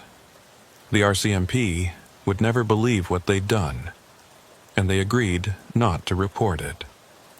The northern stop station had officially never existed anyway, so its destruction couldn't be documented. But in the weeks that followed, Amos noticed something. Reports of missing truckers on the Dempster Highway dropped to 0. The steady trickle of disappearances that had continued for decades, dismissed as accidents or drivers fleeing their lives, suddenly stopped. The road was no safer than before, the polar night no less dark, but the trap that had claimed so many victims was finally gone. Sometimes Amos wondered about the 3 drivers they'd sent out into the storm, whether they'd found the real highway or frozen in the wilderness. He'd tried to search for missing person reports being resolved, for drivers from 2003 and earlier suddenly reappearing, but found nothing. Maybe they'd made it and were quietly rebuilding their lives. Or maybe the pocket reality had claimed them one last time before it collapsed. He'd never know for certain. But late at night, when he drove dark roads under Arctic skies, Amos liked to think that somewhere out there, those drivers had found their way home. That Hetty Gallows and Bram Corwin and all the others trapped in that basement had finally found peace. And that no driver would ever again see a sign for the northern stop station promising shelter from a storm and ending up trapped in a place outside of time. 3 years after the destruction of the northern stop station, Amos Reddick was driving the Dempster Highway again. He'd worked his way back up through the industry, rebuilding his reputation one careful delivery at a time, until a company finally gave him another chance at long-haul work. The pay was good, the routes were familiar, and Amos told himself he'd put the experience with the station behind him. But the Dempster Highway in polar night was different now. Not safer exactly, but cleaner somehow. As if the removal of that pocket reality had changed something fundamental about the road's character. Other drivers noticed it too, though they couldn't articulate what had shifted. The disappearances had stopped, and the highway felt less hungry, less willing to swallow people who made mistakes. Amos was hauling mining equipment north to Inuvik, a routine run he'd made dozens of times before the incident with the station. It was mid-January, the darkest part of winter, and the temperature had dropped to minus 48 degrees. The aurora borealis painted the sky in shades of green and purple, and the road ahead disappeared into blackness, broken only by his headlights. Around midnight, as he was passing through the area where the northern stop station had once existed, his CB radio crackled to life.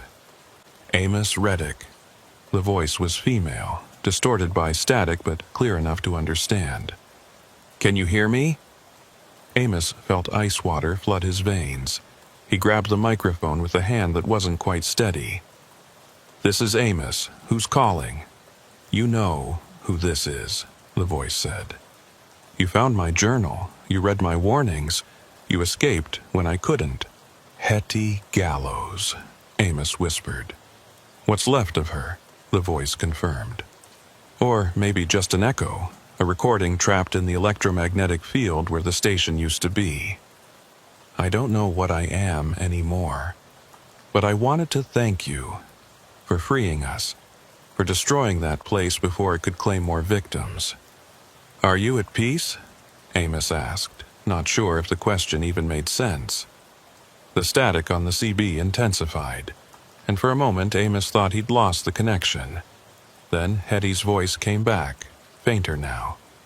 "I don't know what peace means when you've been trapped outside of time for 36 years. But I'm not in the basement anymore. None of us are. That's something." "The 3 drivers we sent out into the storm," Amos said. "Did they make it?" "2 of them did. They found the highway, drove south, and returned to lives that had moved on without them. The 3rd one froze about a mile from the station. He's buried up here now, finally at rest. Better than being trapped forever. And Dorothy, Hetty, your sister helped destroy the station. She spent 36 years looking for you." "I know." The static made it hard to tell, but Amos thought he heard emotion in the voice. "Tell her I'm grateful. Tell her I'm sorry she had to live with not knowing for so long. Tell her the younger sister she remembers is gone, but what's left of me appreciates what she did." The transmission was breaking up now, the voice fading in and out. "Amos, one more thing. The station is gone, but the convergence point isn't completely closed. There are still thin places on this highway, especially during polar night. Be careful. Don't stop in areas that feel wrong. Don't trust lights that appear where they shouldn't be. The Dempster is safer now, but it's not safe." "I understand," Amos said. "Thank you for the warning. Thank you for listening to my warnings back then.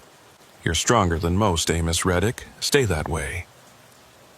The CB fell silent, returning to the normal hiss and crackle of empty channels. Amos drove on through the darkness, processing what he'd just heard. He destroyed the station 3 years ago, but somehow, Hetty Gallows, or something that had been Hetty, was still able to reach across the distance and make contact. Maybe Dorothy was right. Maybe destroying the station hadn't killed the trapped drivers so much as freed them into a different kind of existence. An existence that allowed them to communicate, to warn others, to serve as guardians of the highway that had claimed them. The miles rolled by beneath his wheels, and Amos found himself thinking about all the drivers who'd been trapped in that basement, frozen in time around the convergence point. Hetty, Bram Corwin, and dozens of others whose names he'd never learned. What had happened to them when the thermite charges disrupted the tear in reality? Had they simply ceased to exist? Or had they been scattered across time and space, their consciousness preserved in some form that allowed them to still interact with the physical world? Around 3 in the morning, Amos stopped at a legitimate truck stop in Eagle Plains to refuel and grab coffee. The place was nearly empty, just one other truck parked in the lot. Inside, the driver was an older man Amos recognized from previous runs, a guy named Thornton who'd been driving the Dempster for 20 years. "Amos," Thornton greeted him with a nod. "Haven't seen you up here in a while. Heard you had some trouble a few years back." "You could say that," Amos replied, pouring coffee that was slightly better than motor oil, but not by much. "Lost a truck in a storm. Took me a while to get back in the game." Thornton studied him for a moment. "You're the one who went around warning people about that phantom truck stop, right? The one that supposedly trapped drivers." Amos tensed. "You heard about that?" "Hard not to. Story made the rounds through the whole community. Most people thought you'd had some kind of breakdown from the isolation. But you know what's funny? After you started telling that story, the disappearances stopped. We used to lose a driver every year or two on this highway, sometimes more. Trucks found abandoned, drivers never located, the usual mysteries. But in the past 3 years, nothing. Road's been clear." "Maybe people are just being more careful," Amos suggested. "Maybe," Thornton agreed, but his expression said he didn't believe it. "Or maybe there was something out there taking people, and somebody finally stopped it. If that somebody was you, well, a lot of us owe you a debt we can't repay." Amos didn't know what to say to that. He changed the subject, asked about road conditions ahead, and finished his coffee in uncomfortable silence. But as he was leaving, Thornton called after him. "One more thing. I've been having dreams lately, about a woman in old-fashioned clothes standing beside the highway in the dark. She doesn't say anything, just watches the trucks go by, like she's keeping guard. You ever see anything like that?" Amos felt the hair on his arms stand up. "No. But if you do see her, don't stop. Just acknowledge her and keep driving." Thornton nodded slowly. "That's what I figured. Safe travels, Amos." Back on the highway, Amos thought about Thornton's dreams. Hetty watching over the road, standing guard against whatever other dangers might lurk in the polar night. It was a strange kind of afterlife, but maybe it was the one she'd chosen. Or maybe it was the only one available to someone who'd been trapped outside of time for so long. He was approaching the area where the station had been when his headlights picked out something on the side of the road. A figure, standing motionless in the snow. Amos's first instinct was to slow down, to check if someone needed help.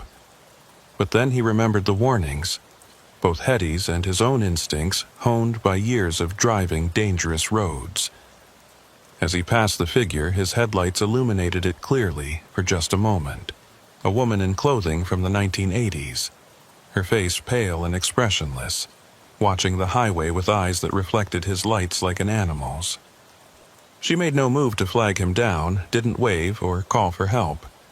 She just stood there, bearing witness to the trucks that passed.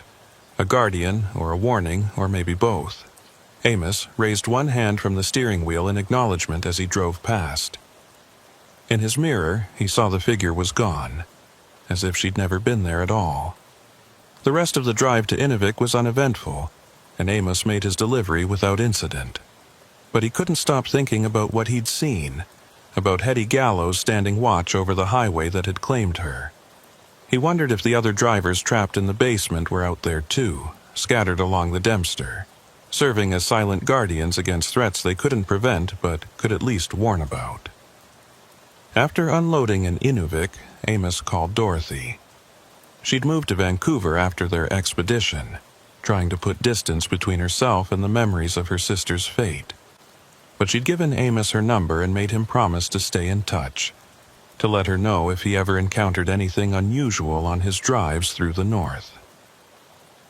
"I heard her voice on the CB," Amos told Dorothy. "Hetty. She thanked us for destroying the station." Dorothy was quiet for a long moment. Was it really her, or just some kind of recording, an echo of who she used to be? "I don't know," Amos admitted. "Maybe there's no difference anymore. But she said to tell you she was grateful for what you did, and that she's sorry you had to wait so long for answers." He heard Dorothy's breath catch. Did she sound like herself? Like my sister? She sounded like someone who'd been through more than any person should have to endure, Amos said carefully. But there was still something human in her voice. Something that cared about warning other drivers, about protecting people from the dangers she couldn't escape. "That sounds like Hetty," Dorothy said softly. "She always was stubborn about helping people, even when it cost her. I guess some things don't change, even after death." They talked for another hour, and Amos told her about Thornton's dreams and the figure he'd seen beside the road. Dorothy listened without judgment, and when he finished, she shared her own experiences. "I dream about that basement sometimes," she said. "About all those frozen drivers standing around the convergence point. And in my dreams, they're not frozen anymore. They're moving, walking away from that place, scattering across the north. I used to think it was just wishful thinking, my mind trying to give me closure. But maybe it's something more. Maybe we really did free them, and they're still out there in some form." "Would that be better or worse than them just being dead?" Amos asked. "I don't know," Dorothy replied. "But at least they're not trapped anymore. At least they have some kind of existence beyond being fuel for that impossible place. That has to count for something." After hanging up with Dorothy, Amos sat in his truck and thought about the nature of the trap they'd destroyed. The northern stop station had existed in a pocket outside of normal time and space, sustained by the vehicles and people it captured. But what if destroying the convergence point hadn't actually killed the trapped drivers? What if it had just released them from their physical anchoring, allowing their consciousness to persist in a different form? It was a question he couldn't answer, and probably no one could. The physics that had allowed the station to exist were beyond normal understanding, so the aftermath of its destruction was equally inexplicable. Over the following years, Amos continued to drive the Dempster Highway, and he continued to encounter strange things in the polar night. Not the overt trap of the northern stop station, but subtler phenomena. Voices on the CB that offered warnings about road conditions ahead, always accurate, always helpful. Lights in the distance that seemed to guide trucks away from dangerous areas. Figures standing beside the road during the darkest hours, watching but never interfering. Other drivers reported similar experiences, though most dismissed them as isolation-induced hallucinations or tricks of the light. But Amos knew better. He recognized the patterns, understood what he was seeing. The drivers who'd been trapped in the station weren't gone. They'd become part of the highway itself, woven into the fabric of the place that had claimed them, serving as guardians for those who still drove through the endless winter darkness. It wasn't a perfect solution. The northern highways were still dangerous, and drivers still died in accidents or got lost in storms. but the deliberate predation had stopped. No more pocket realities feeding on vehicles and trapping people outside of time. The road was what it had always been before the station's creation. Hostile but honest, dangerous but not malicious. Amos thought about writing down the full story, documenting everything that had happened from his first encounter with the station to its destruction and the strange aftermath. But he decided against it. The story was too strange, too full of gaps and unanswerable questions. Better to let it remain what it had become. A legend among northern truckers, a warning passed from driver to driver, a reminder to be careful about where you stop during polar night. 5 years after destroying the station, Amos made his last run on the Dempster Highway. He was getting older, the hard years of Arctic driving taking their toll on his body, and he'd decided to transition to warmer routes down south. But he wanted to make one final trip through the darkness. One last journey past the place where the northern stop station had claimed so many lives. He drove north in late January, when the polar night was at its deepest. The temperature was 51 below zero, and the aurora borealis painted the sky in colors that seemed almost alive. As he approached the area where the station had been, he slowed his truck and pulled over to the shoulder, sitting with his engine idling and his eyes on the empty landscape. There was nothing there now, just snow-covered tundra stretching out into the darkness. No sign that a building had ever existed in this place, but Amos could feel the history, the weight of all those trapped years pressing down on this spot. This was where Hetty Gallows had spent decades trying to warn people about the danger they were walking into, where Bram Corwin had tried and failed to escape, leaving his truck idling in the storm while he vanished into the convergence point, where dozens of other drivers had stopped seeking shelter and never left. As Amos sat there, a figure appeared in his headlights. The woman in 80s clothing, Hetty Gallows, or what remained of her, standing in the snow and watching his truck. But this time she wasn't just watching. She walked toward his cab, moving through the snow without leaving footprints, and stopped beside his driver's side window. Amos rolled down the window despite the blast of Arctic air that invaded his cab. Up close, Hetty looked more substantial than she had the other times he'd seen her. Her face had details he could make out clearly, and her eyes held intelligence and awareness. "Last trip?" she asked, her voice clear without the CB static. "Last one on this highway," Amos confirmed. "I'm getting too old for this kind of driving. Time to find easier routes." Hetty nodded.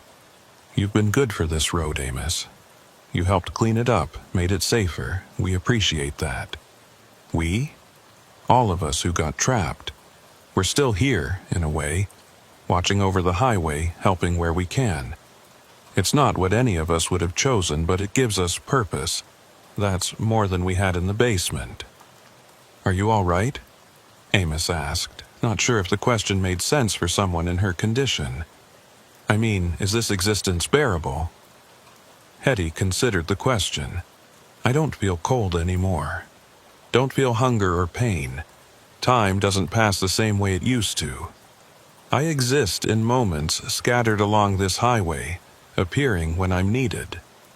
It's strange, but it's not suffering, and it's better than being trapped." "Your sister asks about you sometimes," Amos said. "Dorothy, she wants to know if you're at peace." "Tell her I am," Hetty replied, "as much as anyone can be in this state. Tell her I'm proud of her for having the courage to destroy that place, and grateful that she never stopped looking for answers. And tell her that when her time comes, I'll be waiting to help her across. That's what family does." Amos nodded, not trusting his voice. "One more thing," Hetty continued. "The convergence point isn't completely closed. It's stable now, contained, but there's still a thin place here. During the worst storms, during the darkest nights, reality can still get confused. If you ever hear about drivers seeing strange things in this area, or if new disappearances start, you need to come back. You and Dorothy. You're the only ones who know how to fix it if it breaks again." "I will," Amos promised. "But I hope it doesn't come to that." "So do I," Hetty said. She started to fade, her form becoming translucent in the headlights. "Safe travels, Amos Reddick. Thank you for listening when I tried to warn you all those years ago. You saved yourself by paying attention to the warnings others had left behind." Then she was gone, and Amos was alone on the highway with just the wind and the darkness and the aurora dancing overhead. He sat there for another few minutes, saying a silent goodbye to the highway that had shaped so much of his life, and to the people who'd been claimed by it. Then he put his truck in gear and continued north, completing his final delivery to Inuvik before turning around and heading back south, away from the Dempster Highway and the ghosts that guarded it. Years later, when Amos was retired and living in southern British Columbia, he still kept track of news from the north. He monitored reports of missing truckers, paid attention to stories about strange phenomena on the Dempster Highway, and stayed in touch with Dorothy, who'd become something like family over their shared experience. The highway remained clear. No new disappearances, no reports of phantom truck stops or temporal anomalies. The northern stop station stayed buried in the past where it belonged, and the drivers it had trapped continued their vigilant watch over the road that had claimed them. Sometimes, late at night, Amos would dream about the highway. In his dreams, he was driving through the polar darkness, and all along the roadside stood figures watching over him. Hetty Gallows and Bram Corwin and all the others, serving as guardians of the Dempster, protecting living drivers from the dangers they hadn't been able to escape themselves. It wasn't the ending Amos would have chosen for them. They deserved peace, deserved rest, deserved to move on to whatever came after death. But maybe this was close enough. Maybe bearing witness, standing guard, helping others avoid their fate was its own kind of peace. The road went on, as roads always did. Drivers still traveled the Dempster Highway through the polar night, hauling loads to remote settlements, serving the scattered communities of the far north. Most of them never knew about the northern stop station, never learned about the pocket reality that had once fed on vehicles and trapped people outside of time. But some drivers knew. The old-timers who remembered when disappearances were common. The ones who'd heard the warnings and chosen to believe them. The ones who'd seen figures standing beside the road in the darkness and understood what they were witnessing. And when those drivers passed through the area where the station had been, they would sometimes raise a hand in acknowledgement. A silent thank you to the guardians who watched over them, to the trapped drivers who'd found a way to serve even after death, to Hetty Gallows and all the others who'd paid the price for the highway's hunger and now stood between it and future victims. The northern stop station was gone, destroyed by thermite charges and human determination. But its legacy remained, woven into the fabric of the Dempster Highway, a reminder that some places in the world exist outside normal rules, and that the price of using those places can last long after they're destroyed. Amos never went back, but he carried the memory of that highway with him for the rest of his life, and when his time finally came, he died knowing that he'd made a difference.